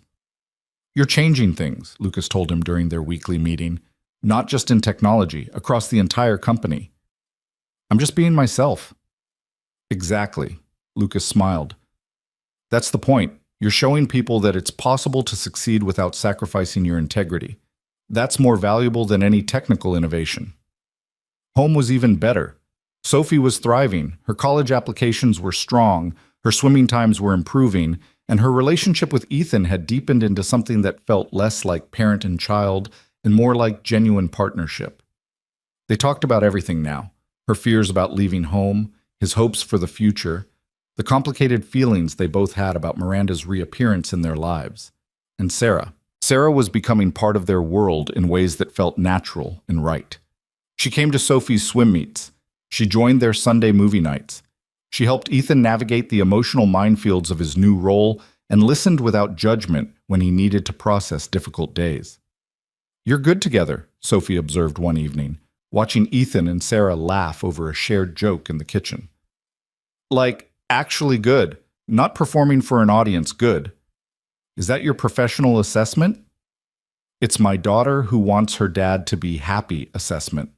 Sophie grinned, which is way more important. Sophie's 18th birthday fell on a Saturday in late November. They held the dinner at home, Sophie's preference, despite offers to rent a restaurant or throw a larger party. I want the people who matter, she'd said firmly, not a crowd of acquaintances pretending to care about my milestone. The guest list was small, but significant. Marcus Chen and his wife, Lucas Grant, who'd become something like a mentor to Sophie as well as to Ethan, a few of Sophie's closest friends from school and her swim team, and Sarah, of course, sitting at Ethan's side like she'd always belonged there. The evening was warm with laughter and good food and the kind of easy conversation that only happens when everyone in the room genuinely likes each other. Sophie opened gifts, a vintage typewriter from Marcus, who remembered her mentioning she wanted to try writing, a first-edition engineering textbook from Lucas, a hand-knitted scarf from Sarah in Sophie's favorite shade of blue. From Ethan, there was a small box that Sophie opened with trembling hands. Inside was a necklace, simple, elegant, a silver chain with a small pendant shaped like a compass. So you always know how to find your way home, Ethan said quietly, no matter how far your adventures take you. Sophie's eyes filled with tears. She crossed the room in 3 steps and threw her arms around him, holding on like she never wanted to let go. I love you, Dad, she whispered against his shoulder. I love you too, sweetheart. More than you'll ever know. The moment was interrupted by a knock at the door. Ethan felt Sophie stiffen in his arms. They both knew who it was. Miranda had called earlier in the week, asking if she could stop by to give Sophie her gift in person. After much deliberation, Sophie had agreed. I've got it, Ethan said, giving his daughter one last squeeze before releasing her. Miranda stood on the porch looking nothing like the polished woman who had dominated the reunion. Her hair was pulled back in a simple ponytail. Her dress was understated, almost plain. She carried a wrapped package in hands that shook slightly. Thank you for letting me come, she said quietly. Thanks, Sophie. It was her decision. Miranda nodded and stepped inside. The room's energy shifted immediately, conversations faltering, glances exchanging, the easy warmth cooling several degrees. Everyone here knew the story. Everyone was watching to see what would happen next. Sophie stood in the center of it all, her expression unreadable. Mom, she said. The word was neutral, neither warm nor cold. Happy birthday, Sophie. Miranda's voice cracked slightly. I know I haven't earned the right to be here, but I wanted to give you this, in person. She held out the wrapped package. Sophie took it slowly, turning it over in her hands before carefully removing the paper. Inside was a photo album. Not a new one, old, worn at the edges, clearly assembled years ago and preserved with care. Sophie opened it to the first page and went still. Baby pictures. Hundreds of them. Sophie as an infant, as a toddler, as a gap-toothed kindergartner. Every school photo, every holiday snapshot, every candid moment from the first 6 years of her life. I kept them, Miranda said, her voice barely above a whisper. After I left, I know that doesn't make sense. I walked away. I chose my career over my family. I did unforgivable things. But I kept these. I looked at them every year on your birthday, and I told myself that someday, when I'd become a better person, I would give them to you. Sophie didn't look up from the album. Her fingers traced the edge of a photo, herself at maybe 4 years old, laughing at something off camera, pure joy radiating from her tiny face. Why did you leave? The question came out rough, raw, the first time Sophie had ever asked it directly. Why did you choose everything else over me? The room held its breath. Miranda's composure crumbled. Because I was broken, she said, tears streaming down her face. Because I was raised to believe that worth came from achievement, that love was conditional on success, that being present was less important than being impressive. I looked at your father, at how much he loved you, at how easily that love came to him, and I felt inadequate, inferior, like I couldn't compete with something I didn't understand. So you left. I ran. Miranda's voice broke. I convinced myself that you'd be better off without me, that Ethan was the parent you needed, and I would only mess things up. But really, I was just scared. Scared of failing you, scared of loving you and not being able to show it properly, scared of being ordinary when everyone had always told me I was supposed to be exceptional. Sophie closed the album slowly. When she looked up, her eyes were wet, but her expression was resolute. I'm not going to pretend everything's okay, she said. I'm not going to forget 12 years of wondering why my mother chose strangers over me. But I'm also not going to spend the rest of my life being angry about something I can't change. She took a deep breath. I'm willing to try to see if we can build something, but it has to be real this time. No performances, no pretending. If you're going to be in my life, you have to actually be in my life. Miranda nodded frantically. Yes, I can do that. I want to do that. And you have to understand something else. Sophie's voice hardened slightly. Dad is the one who raised me. Sarah is becoming part of our family. Whatever relationship we build, it doesn't replace what I have with them. It exists alongside it, not instead of it. I understand. Do you? Sophie's gaze was penetrating.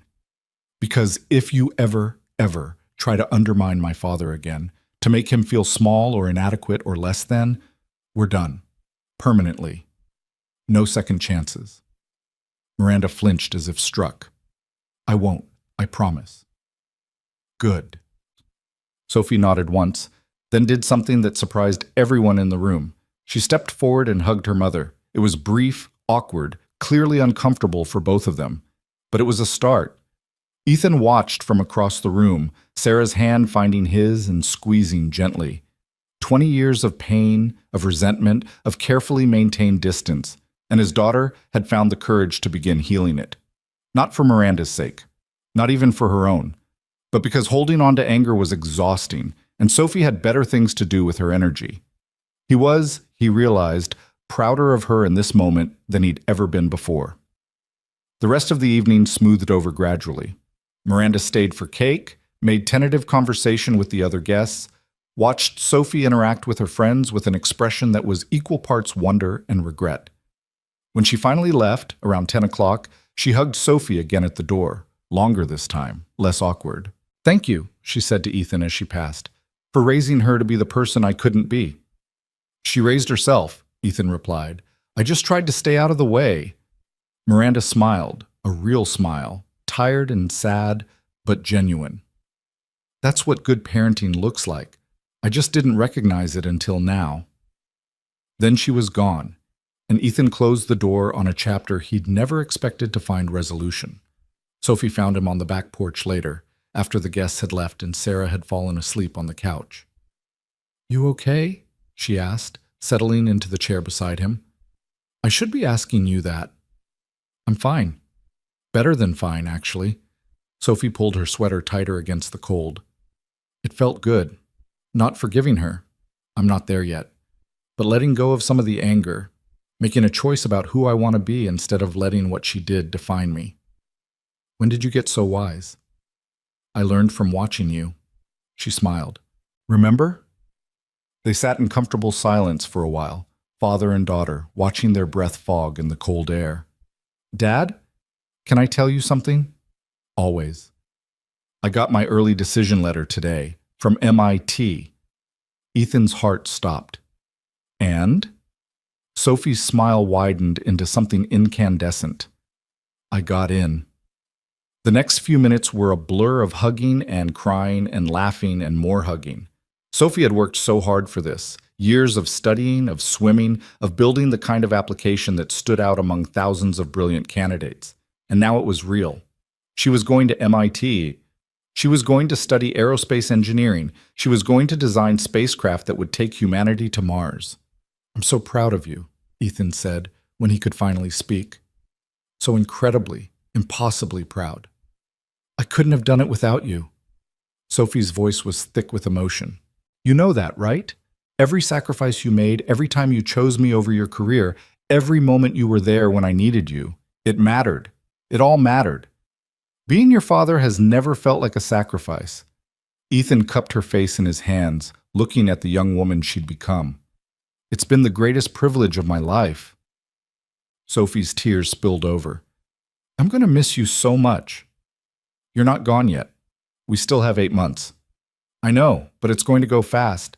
She laughed through her tears. And then what are you going to do? Actually have a life of your own? I might give it a try. Ethan glanced through the window at Sarah, still sleeping peacefully on the couch. I've been thinking about what comes next. After you leave. And? And I think maybe it's time I stop defining myself entirely by being your father. Don't get me wrong, that will always be the most important part of who I am. But you're becoming your own person now. You're building your own life. Maybe it's time I did the same. Sophie followed his gaze to Sarah. You're going to ask her to marry you, aren't you? Eventually, when the time is right. The time is right now, Dad. She's amazing. You're amazing together. And I want to see you happy, really happy, not just content. Sophie squeezed his arm. You deserve that. You've always deserved that. Ethan thought about the ring he'd been hiding in his sock drawer for 3 weeks, the conversation he'd been planning, the future he was finally brave enough to reach for. Maybe you're right, he said. I'm definitely right. Sophie stood, stretching. Now I'm going to bed before I fall asleep standing up. Best birthday ever, by the way. Even with your mother showing up? Especially with that. Sophie bent to kiss his cheek. Because it showed me that people can change, that damage isn't always permanent, that sometimes, if you're brave enough, you can write a different ending. She went inside, leaving Ethan alone with the stars and the cold and the weight of everything that had happened. He sat there for a long time, thinking about Sophie, heading to MIT in the fall, ready to change the world. About Sarah, sleeping on his couch, fitting into his life like a piece he hadn't known was missing. About Miranda, finally beginning to face the consequences of her choices, taking the first tentative steps towards something that might eventually be redemption. About himself, the quiet man who had spent decades believing he was mediocre, only to discover that mediocrity had never been the truth. Just a story told by someone too broken to see what was really there. The cold eventually drove him inside. He covered Sarah with an extra blanket, checked that Sophie's light was off, and climbed into bed with a heart fuller than he'd known was possible. Tomorrow would bring new challenges. The holiday season was approaching, with all its attendant chaos. Work was entering a critical phase, the Prometheus project nearing completion, the company restructuring in ways that would demand even more of his leadership. And somewhere in the distance, Sophie's graduation loomed, the first major departure in a life he'd built entirely around her presence. But tonight, Ethan fell asleep smiling, because for the first time in 20 years, he wasn't afraid of the future. He was excited about it. The weeks between Sophie's birthday and the holidays passed in a blur of activity that left Ethan simultaneously exhausted and exhilarated. Project Prometheus reached a critical milestone, successfully demonstrating capabilities that exceeded even Lucas's optimistic projections. The tech press picked up the story, running features about Grant Technologies' revolutionary AI and the quiet CTO who had led its development. You're becoming famous, Sarah observed, scrolling through articles on her phone while they ate breakfast together. This one calls you the most influential technologist you've never heard of. That's not fame, that's anonymity with extra steps. It's exposure. She showed him the screen, his face, unfamiliar in the formal portrait the company had insisted on taking, staring back at him from a tech news site. People are paying attention to you now. People are paying attention to the project. I just happen to be attached to it. You always do that. Sarah set down her phone. Deflect credit, minimize your contributions. Act like your success is somehow incidental to who you are. Ethan paused, toast halfway to his mouth. Is that a problem? It's a pattern. Her voice was gentle but probing. One you've been practicing for a very long time. And I understand why. Miranda made you feel like any acknowledgement of your accomplishments was arrogance, so you learned to make yourself small. But you're not with Miranda anymore, Ethan. You're allowed to own your achievements. He thought about that for a long moment. It's strange, he said finally. I spent so many years being invisible that visibility feels dangerous. Like if I acknowledge that I've done something meaningful, someone will come along and prove me wrong. Take it away. Someone like Miranda? Someone like the voice in my head that sounds like Miranda. He smiled ruefully. Turns out that's harder to escape than the actual person. Sarah reached across the table and took his hand.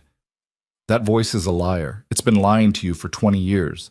And every time you believe it, every time you deflect praise or minimize yourself or act like your success is accidental, you're giving it power. So what do I do? You practice something different. Her thumb traced circles on his palm. When someone compliments you, say thank you and mean it. When you accomplish something, let yourself feel proud. When the voice tells you you're not enough, remind it of all the evidence to the contrary. That sounds exhausting. It gets easier. Sarah's smile was warm. Trust me, I've helped a lot of people rewrite their internal narratives. It's possible. It just takes practice. Ethan lifted her hand to his lips and kissed it softly. Have I mentioned lately that you're brilliant? Not in the last few hours. I was starting to feel neglected. We can't have that. He stood, pulling her up with him. Let me make it up to you. How exactly do you propose to do that? I thought I'd start with breakfast in bed and see where things go from there. Sarah laughed. It's 10 in the morning. We already ate breakfast. Then we'll call it brunch. He wrapped his arms around her waist. I'm a CTO now. I can redefine meal categories whenever I want. Is that what executive power is for? Among other things. He kissed her forehead, her nose, the corner of her mouth. Say yes. Yes, she murmured against his lips. Always yes. Christmas arrived with snow and chaos and more joy than Ethan had experienced in years. Sophie came home from a winter training camp with her swim team, bursting with energy and college plans and excitement about the future. Sarah practically moved in for the holiday week, filling the house with warmth and laughter and the smell of her grandmother's cookie recipe. Even Marcus Chen stopped by with his family on Christmas Eve, turning what had been a quiet celebration into something larger and more boisterous. You've built something here, Marcus observed, watching Ethan navigate the crowded kitchen with practiced ease. A real family, not just you and Sophie anymore. It happened gradually. Ethan handed him a glass of wine. One relationship at a time. That's how the best things happen. Marcus clinked his glass against Ethan's. Small choices that add up to something bigger than you expected. On Christmas morning, Ethan gave Sarah a necklace. Not the ring, not yet, but something meaningful. A small gold pendant with their initials intertwined. It's beautiful, she said, tears in her eyes as he fastened it around her neck. It's a promise. He turned her to face him. That I'm committed to this. To us. To building something that lasts. I know you are, she kissed him softly. I've known for a while. There's something else. Ethan took a deep breath. Sophie leaves for MIT in August. The house is going to feel very empty after that, and I've been thinking, yes? I've been thinking that maybe it shouldn't be empty, that maybe you should move in, officially, permanently. He searched her face for a reaction. If you want to. Sarah's smile could have lit up the entire room. I want to. I've wanted to for months. Really? Ethan, she laughed. I spend more nights here than at my own apartment. Half my clothes are already in your closet. Sophie and I have a group chat where we coordinate your schedule without you knowing. Moving in is basically just making the paperwork official. You coordinate my schedule? Someone has to. You're terrible at remembering appointments. He pulled her into a hug, burying his face in her hair. I love you. I should have said that before now. I love you. I love you too. Her voice was muffled against his chest. I've been waiting for you to catch up. From across the room, Sophie caught his eye and gave him a thumbs up, her grin wide and knowing. She'd probably been waiting too, probably had been coordinating this outcome along with everything else. His daughter, the strategic genius. He couldn't have been prouder. The new year brought fresh challenges and unexpected complications. At work, the Prometheus project's success attracted attention from competitors, partners, and regulators alike. Ethan found himself spending more and more time in meetings, with lawyers, with government officials, with executives from companies that wanted to license the technology or acquire the entire division. They're circling like sharks, Lucas said during one of their strategy sessions, smelling blood in the water. I thought we wanted attention. Isn't that what success looks like? Success looks like maintaining control of what we've built. Lucas's expression was serious. There are people who would love to take Prometheus in directions we never intended. Weapons applications, surveillance systems, tools for manipulation and control. Our job is to make sure that doesn't happen. How do we do that? By staying ahead of them. By being so good, so innovative, so essential that they need us more than we need them. Lucas leaned back in his chair. That's where you come in. You're not just the CTO, Ethan. You're the conscience of this technology. The person who makes sure we use it responsibly. That's a lot of pressure. It's a lot of trust. Lucas met his eyes. I'm not putting this on your shoulders because I don't have other options. I'm putting it there because you're the only person I trust to carry it properly. You've proven over and over that you prioritize what's right over what's profitable. That's rare in this industry. That's valuable. Ethan thought about all the choices he'd made over the years, the promotions he'd declined, the political games he'd refused to play, the times he'd chosen principle over advancement, presence over prestige, integrity over ambition.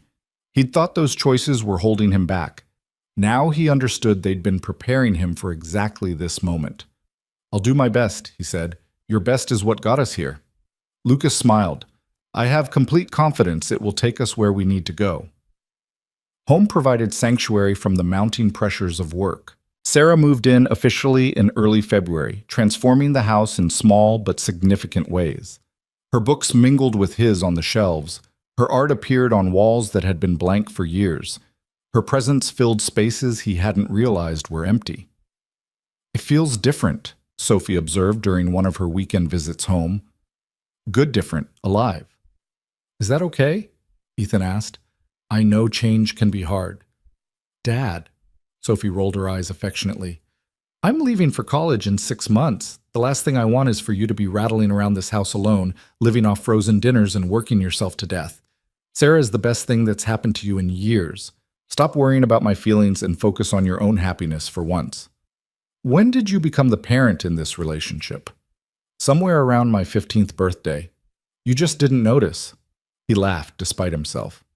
I noticed. I just didn't want to admit it. Sophie's relationship with Miranda continued to evolve in unexpected ways. They met for lunch occasionally, had tentative phone conversations, exchanged careful texts about neutral topics. It wasn't a close bond. Too much damage had been done for that, but it was something. A bridge being built, one plank at a time. She's trying, Sophie said one evening, after returning from a particularly long lunch with her mother. Really trying. She asks about school, about swimming, about my plans. She listens instead of just waiting to talk about herself. How does that feel? Weird. Sophie considered. But good, I think. Like maybe there's a version of her I never got to meet. A version that wasn't so broken. People can change, Ethan said.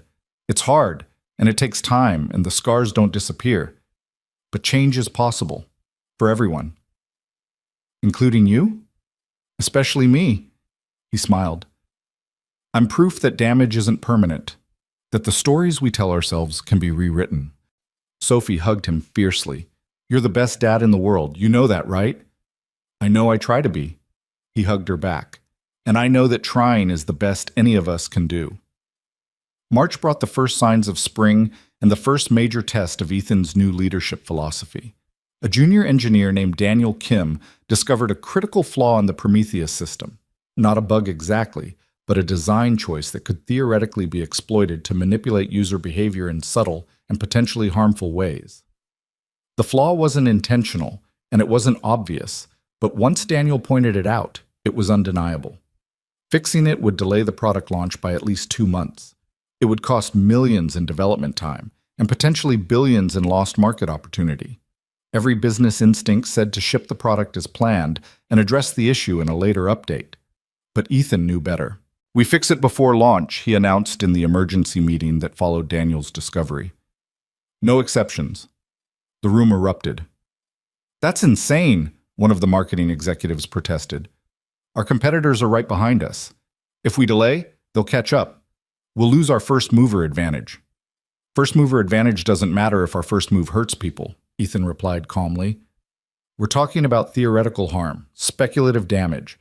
There's no evidence anyone would actually exploit this.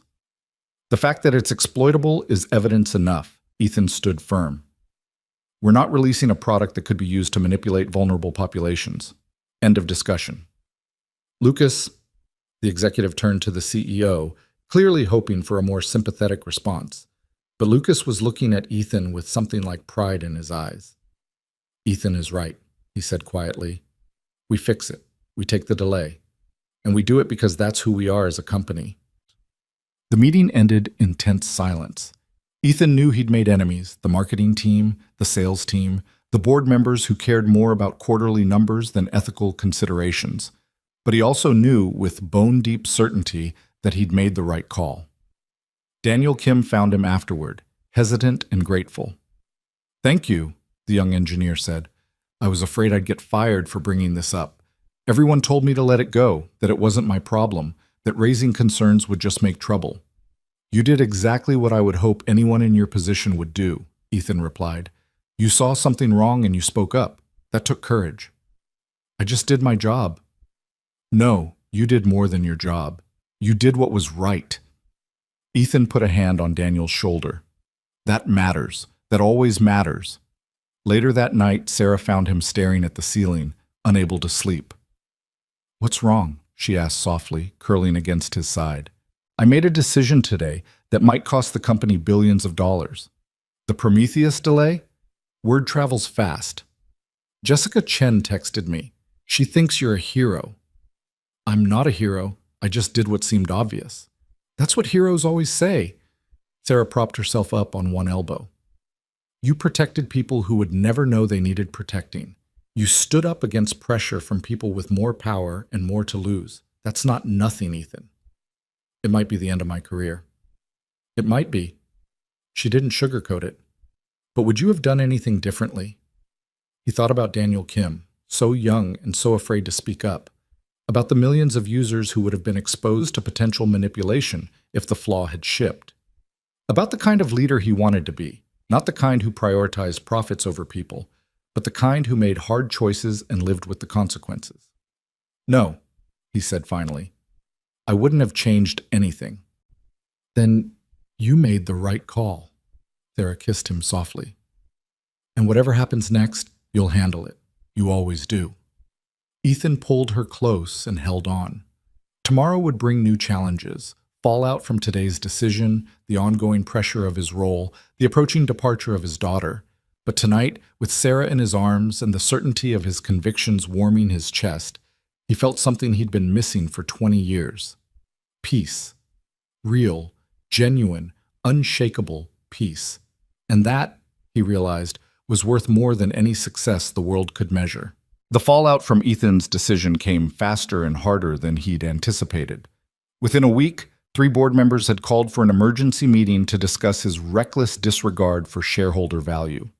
Within 2 weeks, anonymous sources inside the company had leaked the delay to tech journalists, framing it as a sign of internal chaos and leadership failure. Within a month, Grant Technologies' stock price had dropped 18%, and the business press was running headlines asking whether the company's golden era was over. Through it all, Ethan held firm. They're trying to break you, Lucas said during one of their now daily strategy sessions. The CEO looked tired. The pressure was affecting him too, though he bore it with characteristic stoicism. The board, the press, the competitors who smell blood, they want you to reverse course, to apologize, to admit you were wrong. I wasn't wrong. I know that, you know that, but the market doesn't care about ethics. It cares about returns. Lucas leaned back in his chair. The question is, how long can we hold out before the pressure becomes unbearable? Ethan had been asking himself the same thing.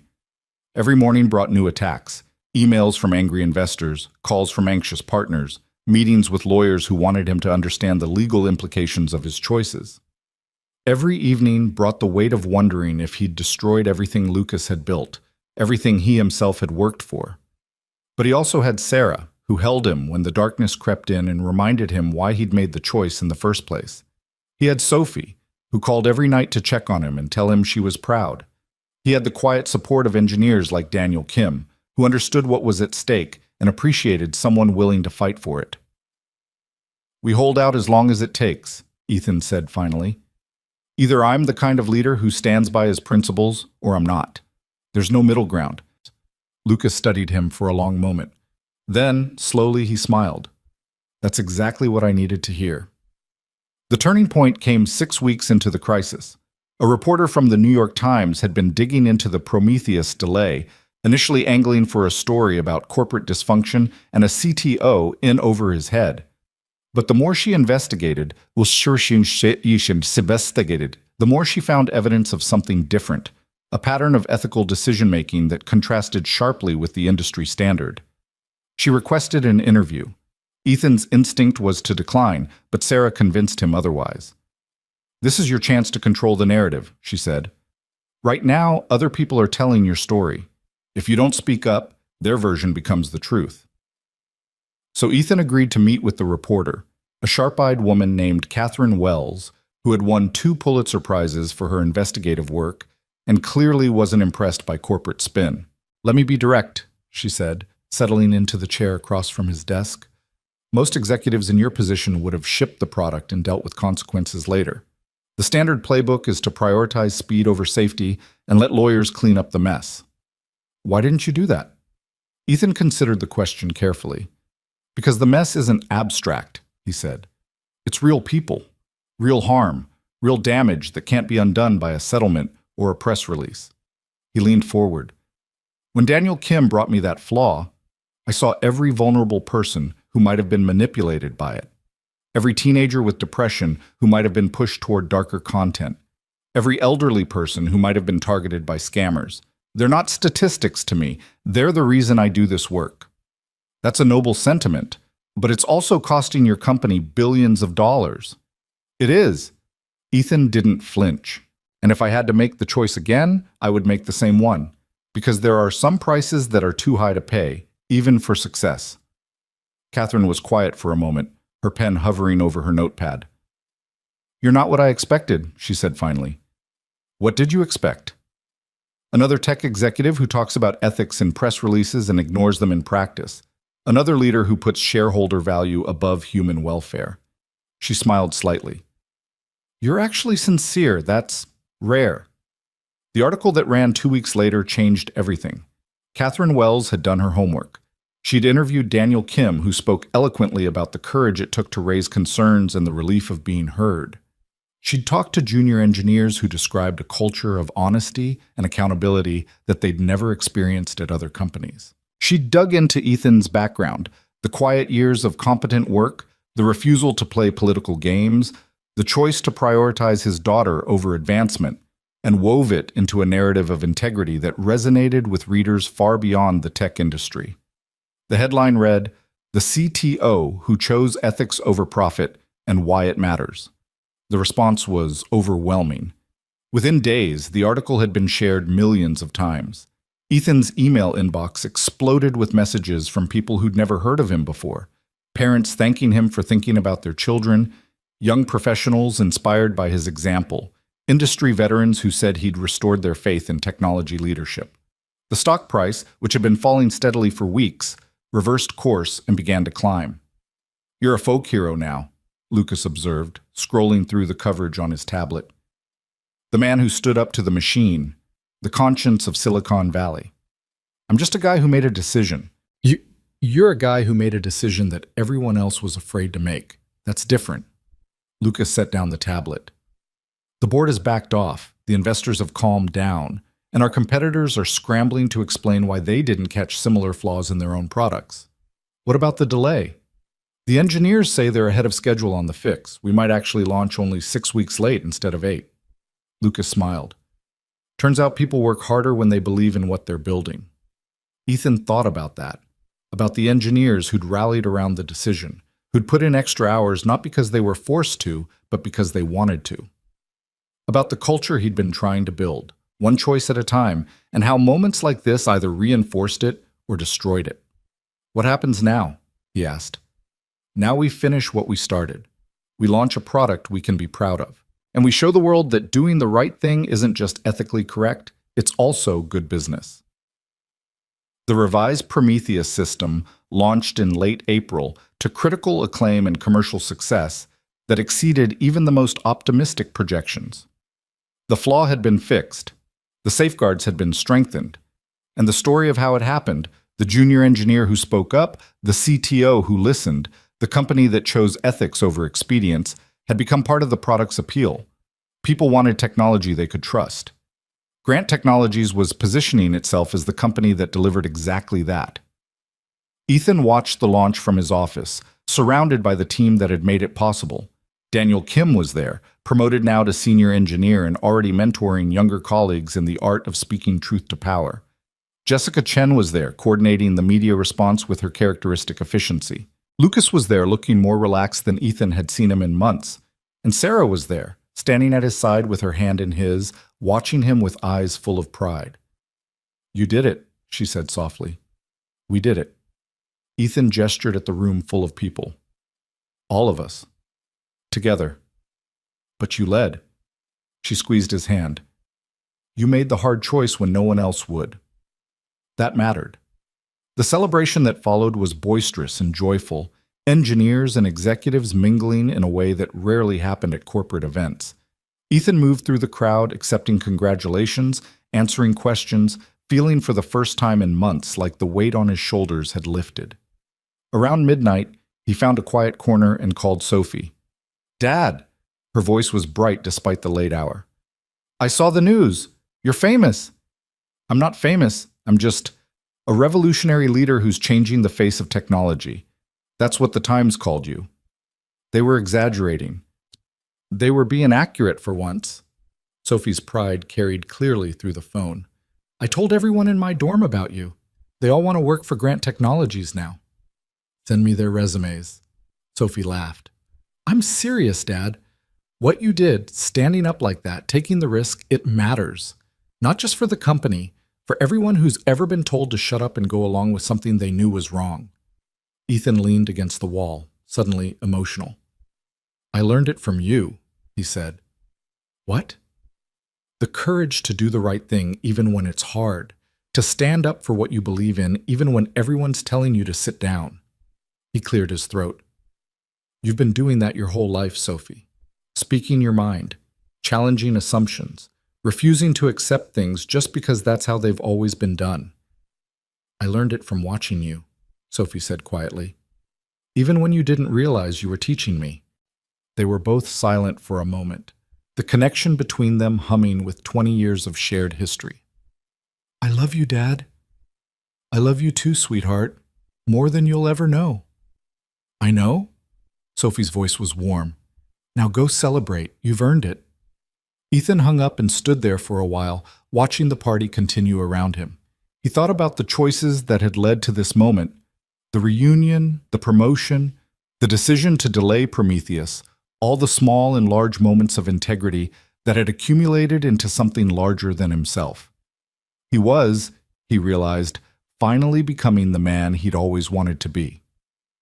The weeks that followed were a blur of activity that felt different from the crisis-driven chaos of recent months. This was good busy, the kind that came from success rather than struggle. Ethan was in demand. Speaking invitations poured in from conferences across the industry. Academic institutions wanted him to lecture on ethical leadership. Other companies sought his advice on building cultures of accountability. He accepted some opportunities and declined others, carefully choosing the ones that aligned with his values and his time. "You're becoming a thought leader," Sarah observed one evening as they reviewed his calendar together. "People want to know what you think about things." "I'm not sure I have thoughts about things." "You have thoughts about everything. You just don't usually share them." She smiled. "Maybe it's time to change that." So Ethan started writing. Nothing elaborate, just short pieces about leadership, integrity, and the difficult choices that defined both. He posted them on the company blog at first, then on LinkedIn at Jessica's suggestion, then in guest columns for industry publications that approached him. The response surprised him. People resonated with his straightforward style, his refusal to pretend he had all the answers, his honesty about struggle and doubt. He wasn't offering a formula for success. He was sharing a philosophy of trying, of showing up, doing the work, making mistakes, and learning from them. You're good at this, Lucas said after reading a particularly well-received piece about the Prometheus decision. Better than you realize. I'm just telling the truth. That's what makes it powerful. Lucas leaned back. There's something I've been meaning to discuss with you. A proposal. I'm listening. The company is entering a new phase. We've proven we can build technology responsibly. Now we need to show we can scale it. Lucas paused. I'm planning to step back from day-to-day operations. Not retire entirely, but shift my focus to the board level.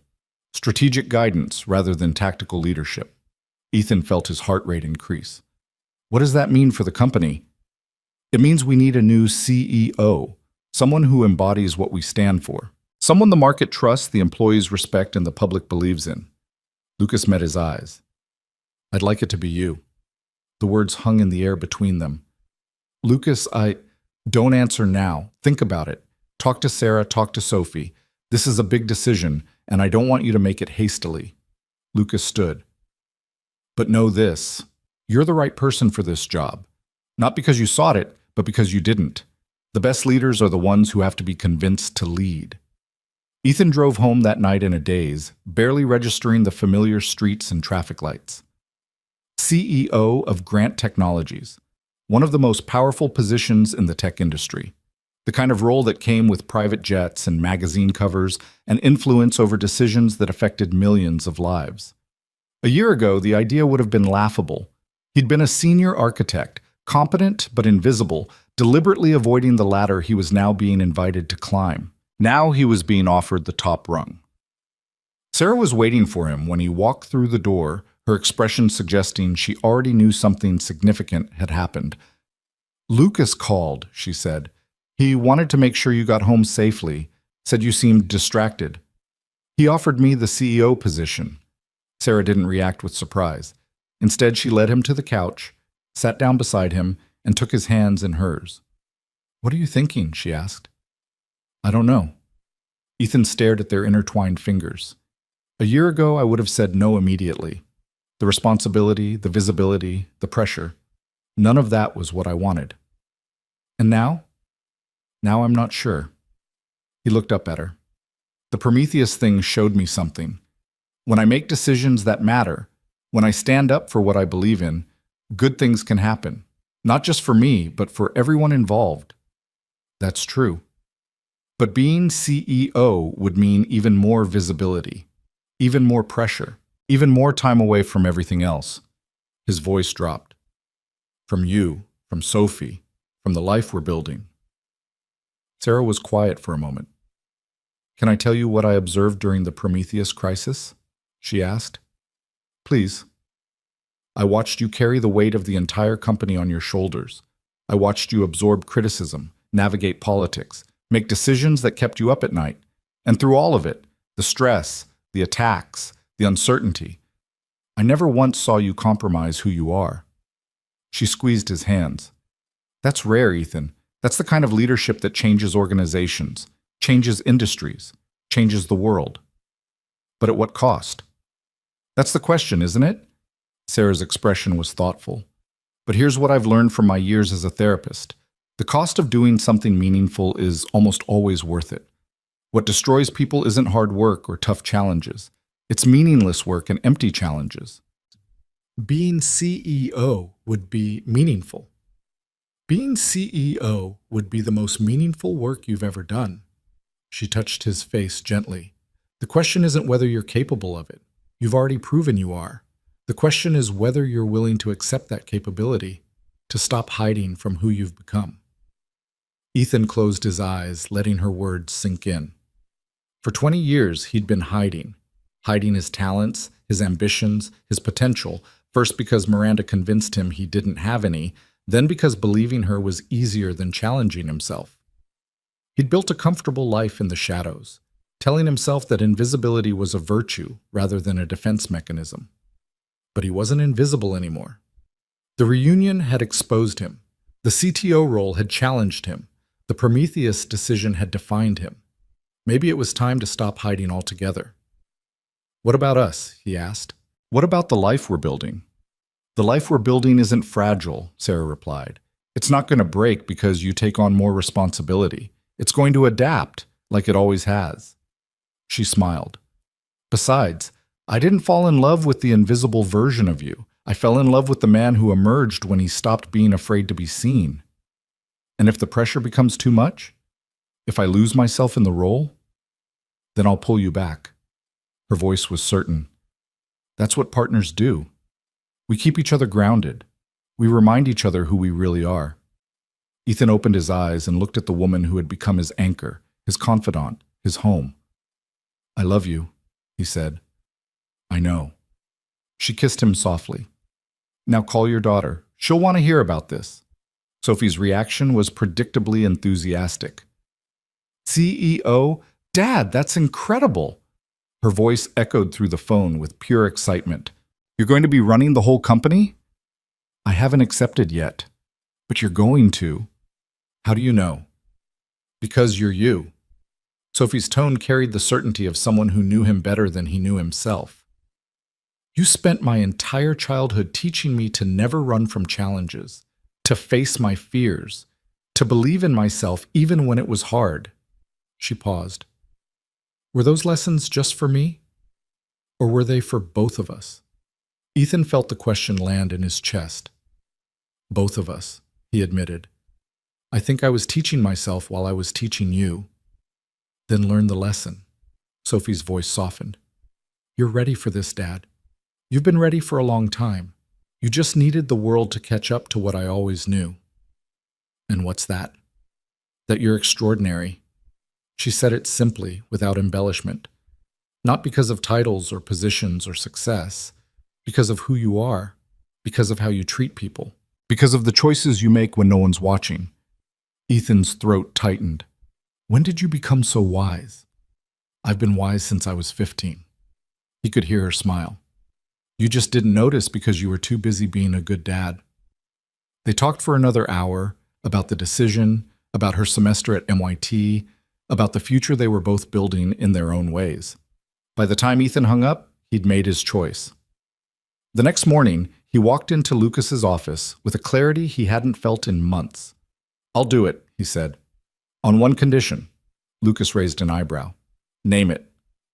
We keep doing what we've been doing, prioritizing ethics over profit, building technology that helps people rather than exploits them, being the company that others aspire to become. Ethan met his eyes. I didn't spend 20 years in the shadows learning to be another corporate executive who says one thing and does another.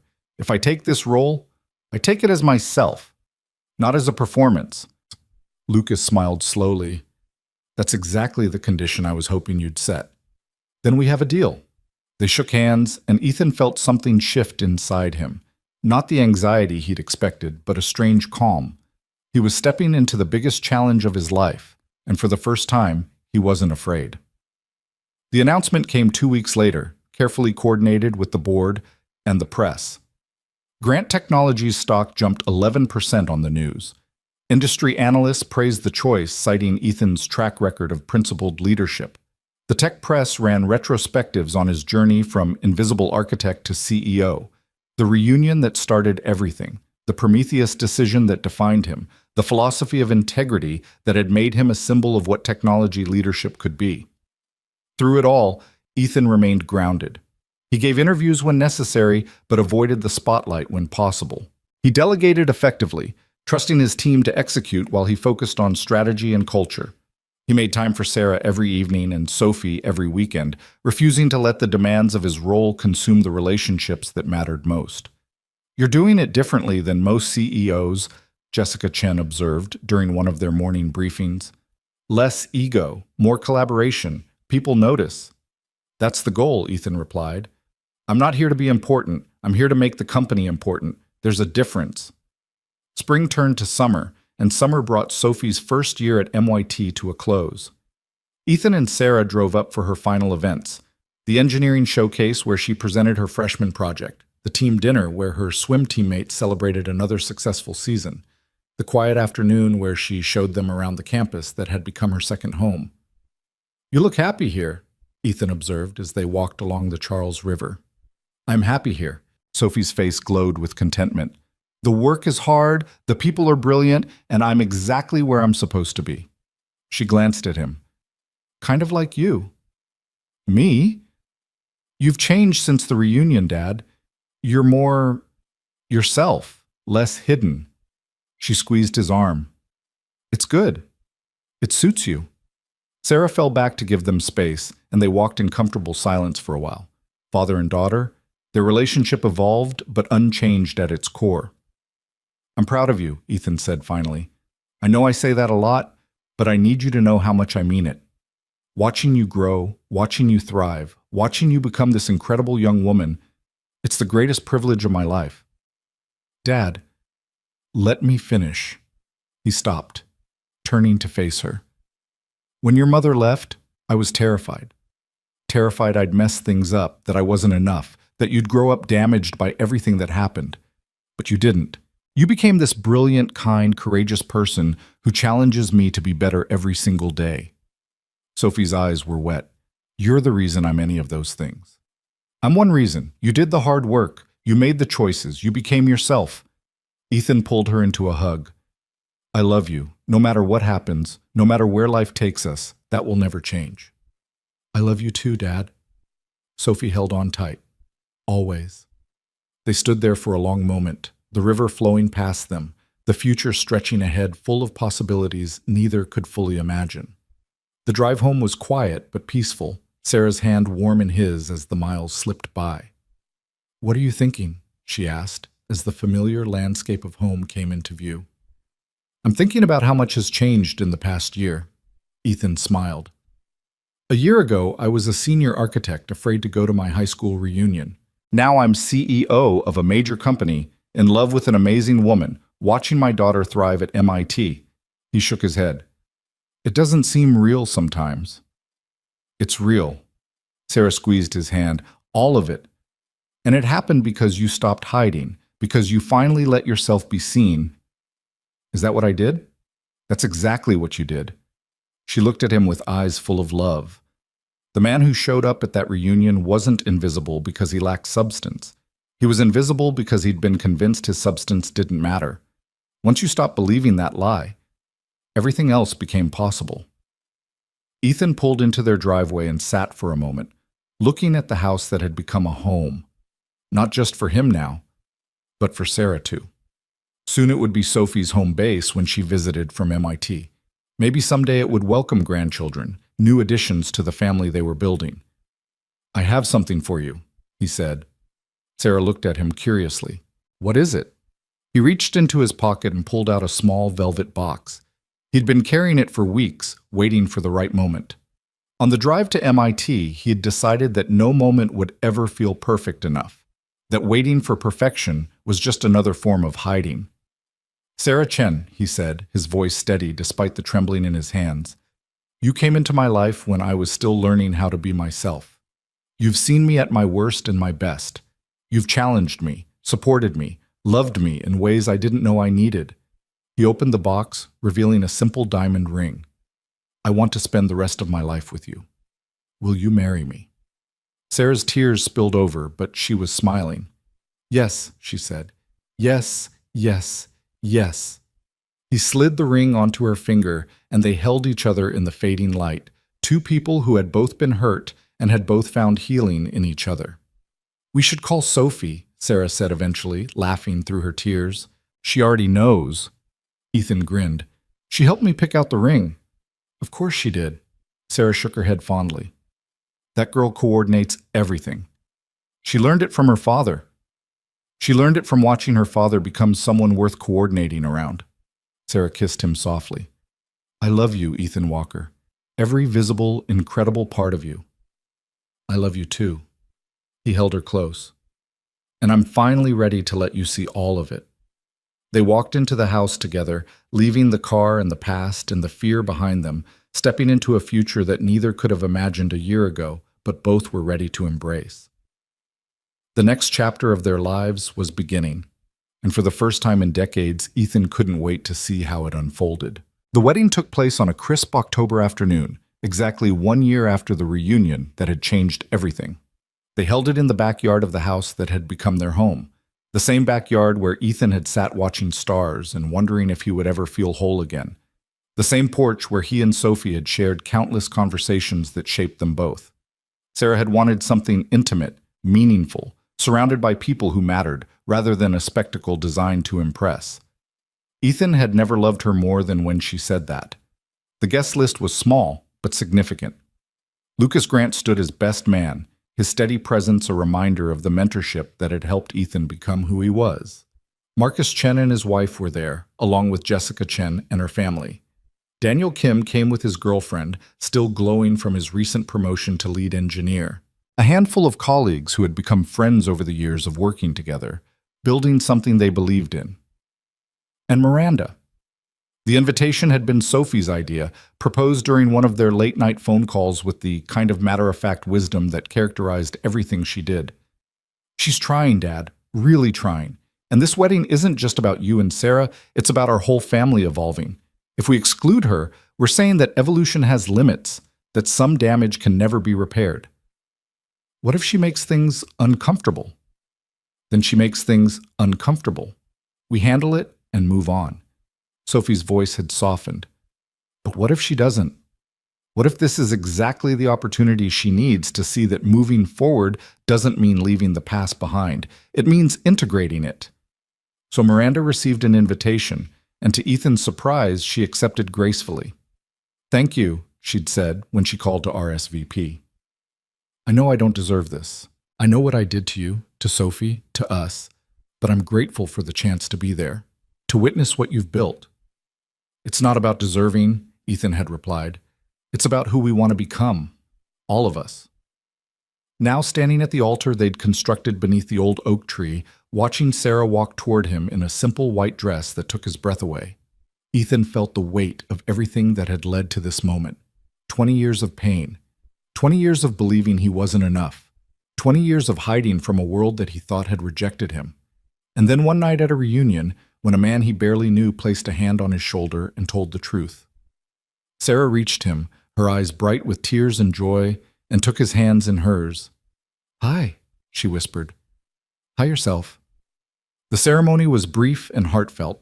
They'd written their own vows, spending weeks crafting words that captured what they meant to each other without becoming performance. Sarah went first. "Ethan, when I met you, I was a therapist who thought she understood healing, but watching you taught me something I couldn't learn from any textbook or training." Her voice trembled but held steady. "You showed me that healing isn't about erasing the past. It's about integrating it, about taking the broken pieces and building something new, about being brave enough to love again even when love has hurt you before." She squeezed his hands. "I promise to be your partner in everything, to celebrate your successes and hold you through your failures, to remind you who you are when the world tries to tell you who you should be, to love the visible version of you, the one who finally stopped hiding, with everything I have." Ethan felt tears slip down his cheeks, but he didn't wipe them away. Some moments deserve to be felt fully. "Sarah," he began, his voice rough with emotion, "a year ago, I was a man who had given up on being seen. I'd spent so long believing I was invisible that I'd stopped trying to be anything else. And then I walked into a gymnasium full of ghosts, and everything changed." He looked at her, really looked, the way he'd learned to look at the people who mattered. "You saw me. Not the mask I wore, not the story I'd been told about myself, not the convenient version that was easier to love. You saw the mess, the fear, the decades of damage, and you stayed anyway. You held up a mirror and showed me someone I didn't recognize, someone worth loving, someone capable of more than I'd ever imagined." His voice strengthened. "I promise to be present, every day, in every way that matters. I promise to choose us, even when the world demands my attention elsewhere. I promise to keep being seen, keep being honest, keep becoming the man you believed I could be before I believed it myself." The officiant, Sarah's old friend from graduate school, pronounced them husband and wife, and Ethan kissed her while their small crowd cheered and Sophie cried happy tears in the front row. The reception that followed was everything they'd hoped for: warm, joyful, filled with laughter and good food and the easy conversation of people who genuinely enjoyed each other's company. Sophie gave a toast that had everyone alternating between tears and laughter. "When I was 6 years old, my mother left, and my father could have become bitter. He could have taught me that love was dangerous, that vulnerability was weakness, that the safest path was to protect yourself from ever being hurt again. She raised her glass toward Ethan and Sarah. Instead, he taught me the opposite. He showed me that love is worth the risk, that being present matters more than being protected, that the people who hurt you don't get to define you, only you get to do that. She turned to address the whole gathering.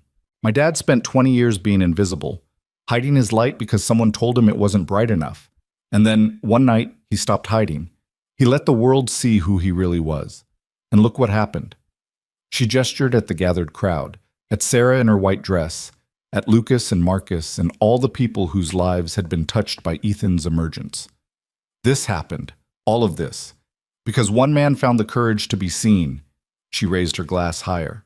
To my dad and Sarah, may your light never dim, may your love never fade, and may you always, always choose visibility over invisibility. The crowd echoed the toast, and Ethan pulled his daughter into a hug that said everything words couldn't express.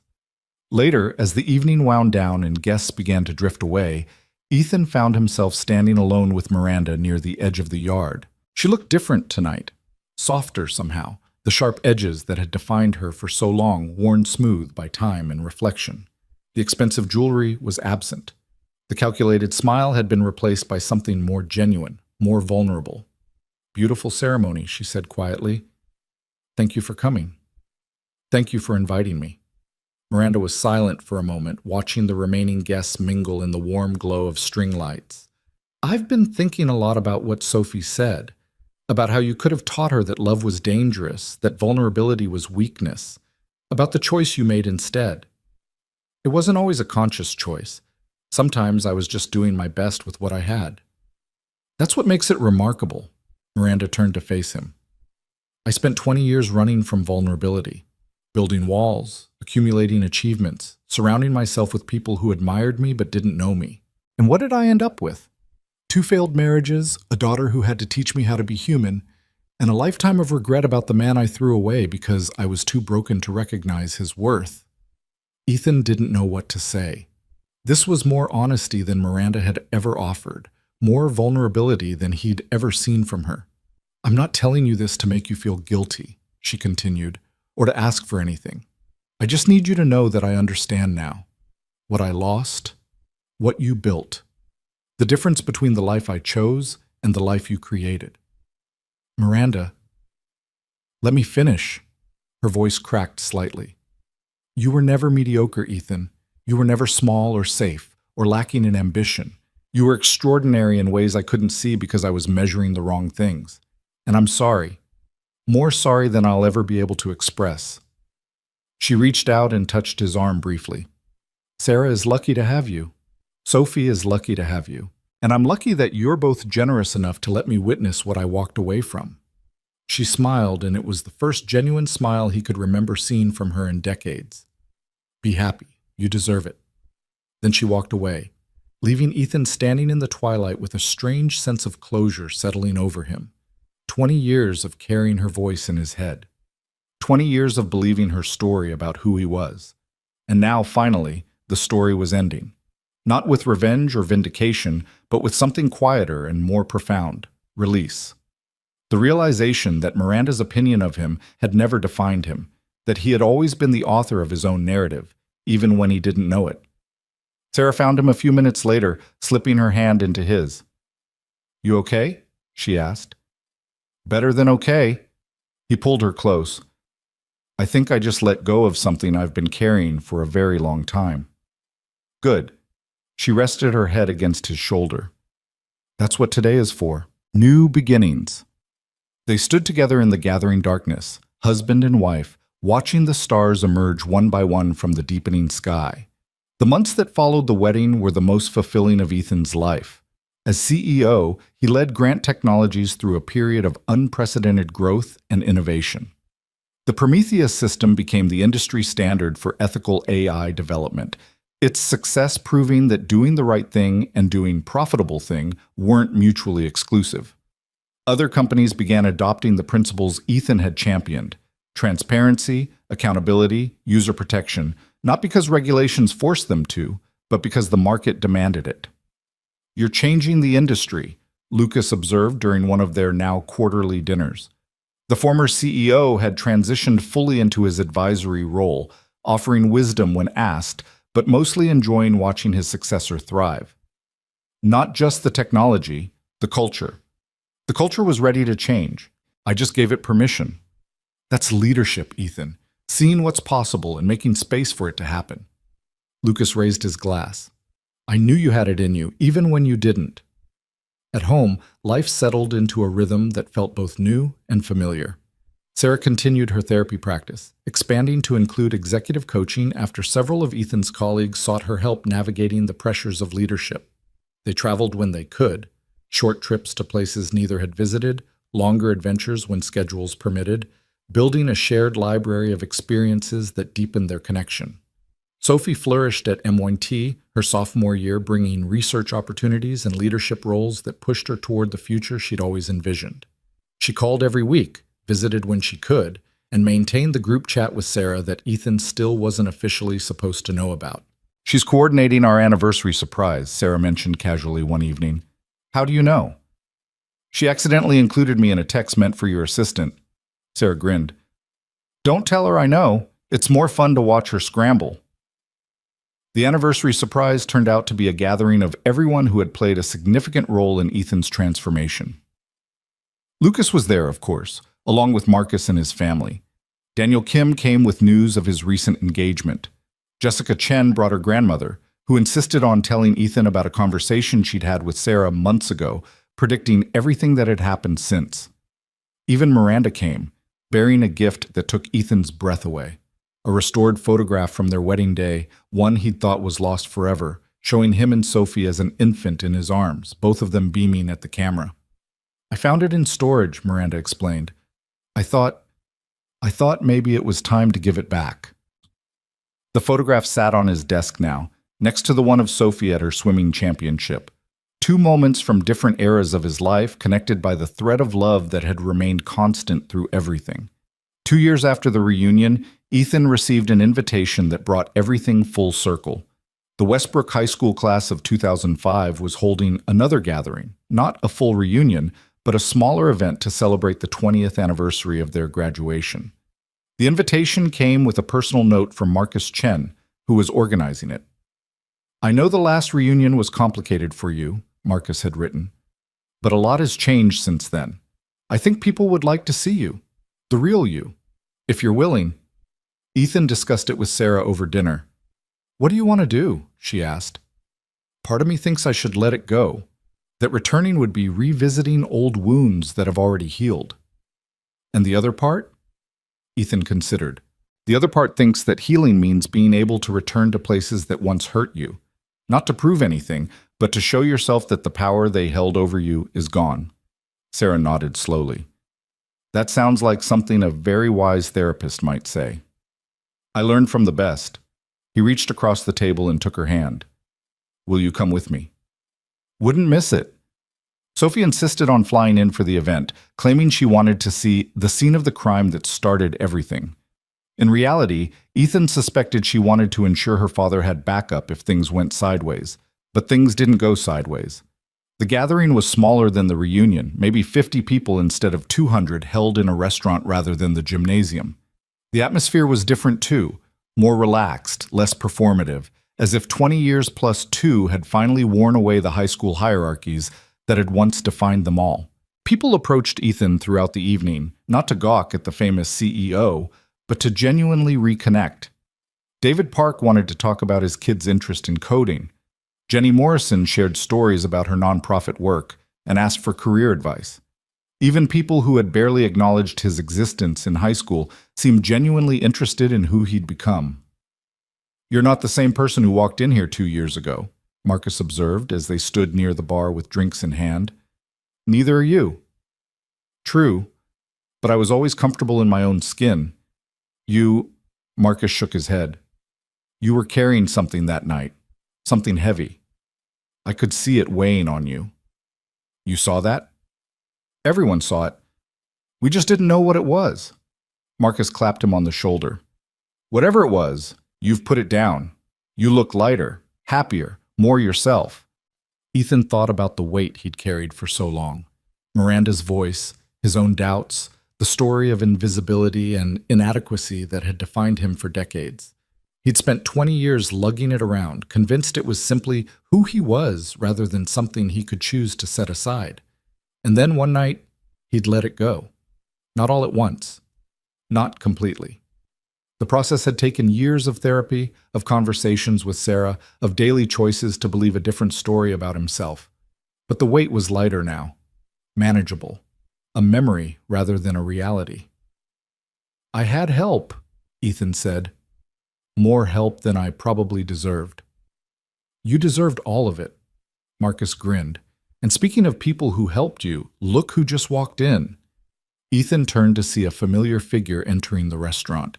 Gray hair, modest suit, the kind of quietly powerful presence that made people pay attention without understanding why.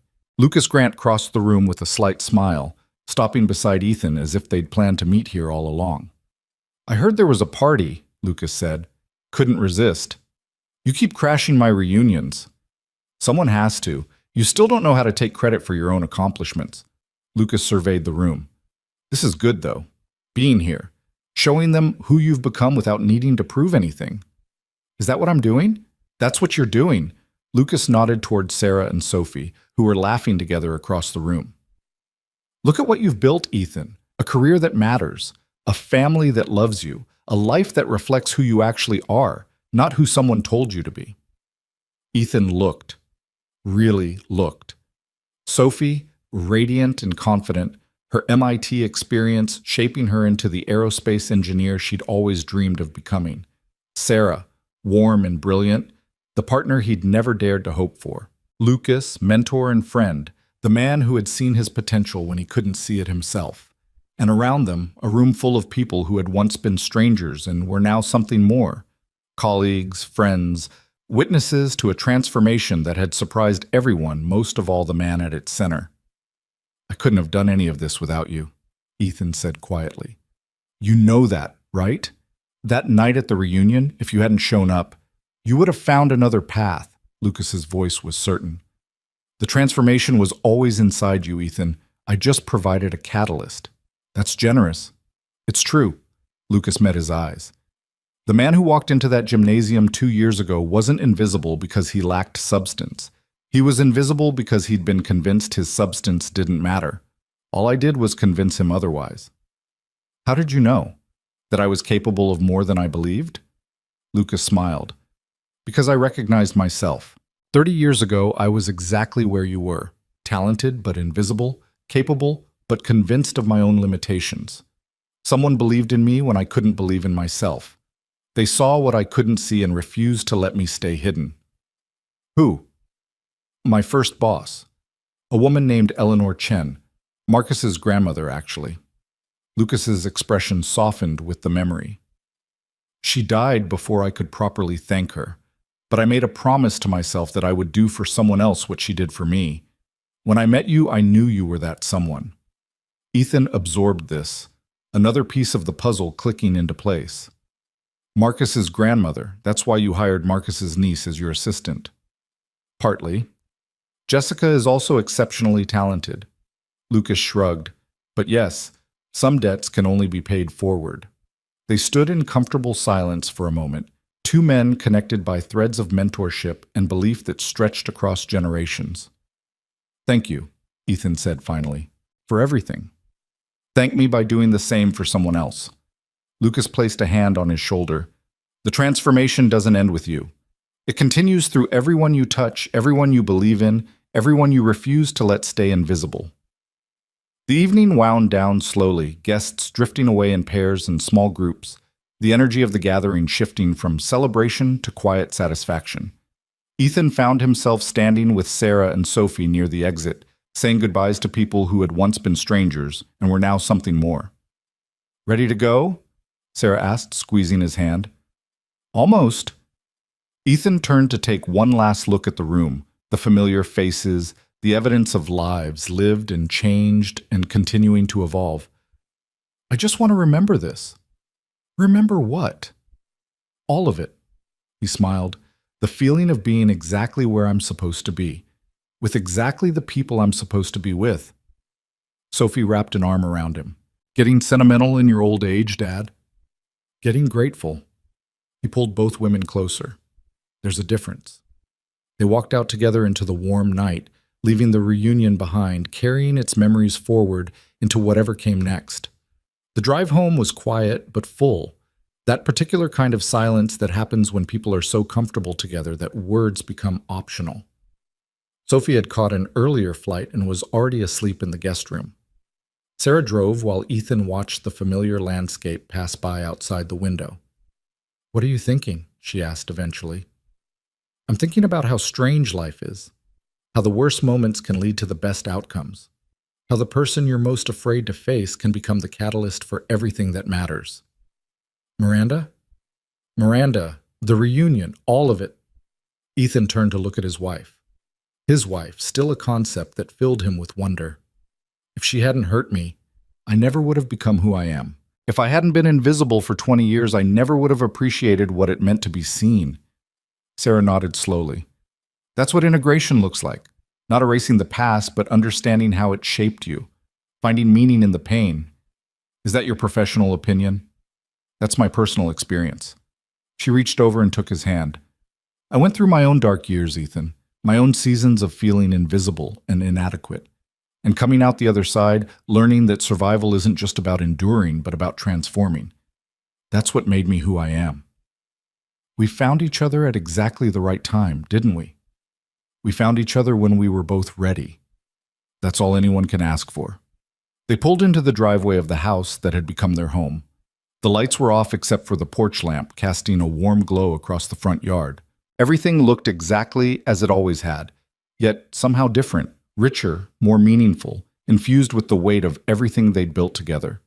Ethan sat for a moment after Sarah turned off the engine, looking at the house, the yard, the life he'd created from the rubble of the one that had collapsed. I used to be afraid of this, he said quietly. Of what? Of happiness. Of having something worth losing. He shook his head. For years after Miranda left, I kept my life small on purpose. Didn't pursue promotions. Didn't seek relationships. Didn't let myself want anything too much because wanting meant risking, and risking meant potentially experiencing that kind of pain again. And now? Now I understand that the risk is the whole point. He turned to face her. Loving you, building a life with you, letting myself be seen, it's terrifying. Every single day I'm aware of how much I could lose, but I'm also aware of how much I would have missed if I'd stayed hidden, and the joy outweighs the fear, every time. Sarah's eyes glistened in the dim light. That might be the most romantic thing you've ever said to me. I'm a CEO now. I'm getting better at speeches. She laughed and kissed him, and they sat there in the car like teenagers, making out in the driveway of their own home until the porch light flickered. Sophie signaled that they should come inside before the neighbors started talking. The next morning, Ethan woke early and slipped out of bed without disturbing Sarah. He made coffee and took it to the back porch, settling into the same chair where he'd sat so many times before, processing difficult decisions, recovering from hard conversations, watching his daughter grow up and his life transform. The sun was just beginning to rise, painting the sky in shades of pink and gold. Birds were stirring in the trees. Somewhere in the distance, a dog barked and was answered by another. Ordinary moments. The kind he'd spent 20 years taking for granted, then 20 months learning to cherish. He thought about the journey that had brought him here, the reunion that had started everything. Lucas's hand on his shoulder, telling the truth about who he was.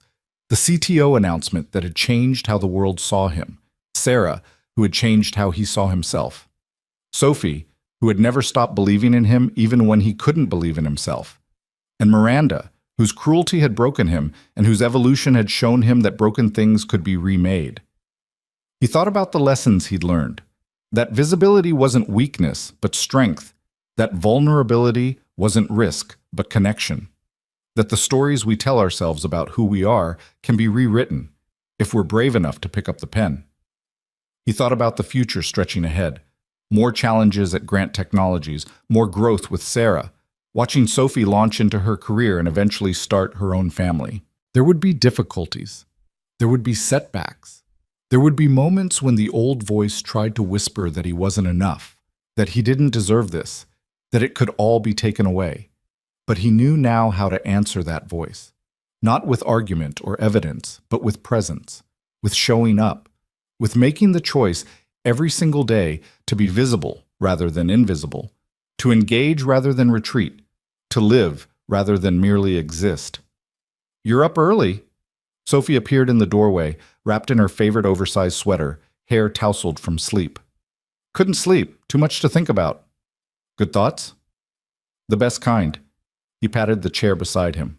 "Join me?" She settled into the seat, pulling her knees up to her chest the way she'd done since childhood. "I've been thinking about what you said at the wedding," Ethan said. "About how I could have taught you that love was dangerous, that vulnerability was weakness, about the choice I made instead." "I meant every word."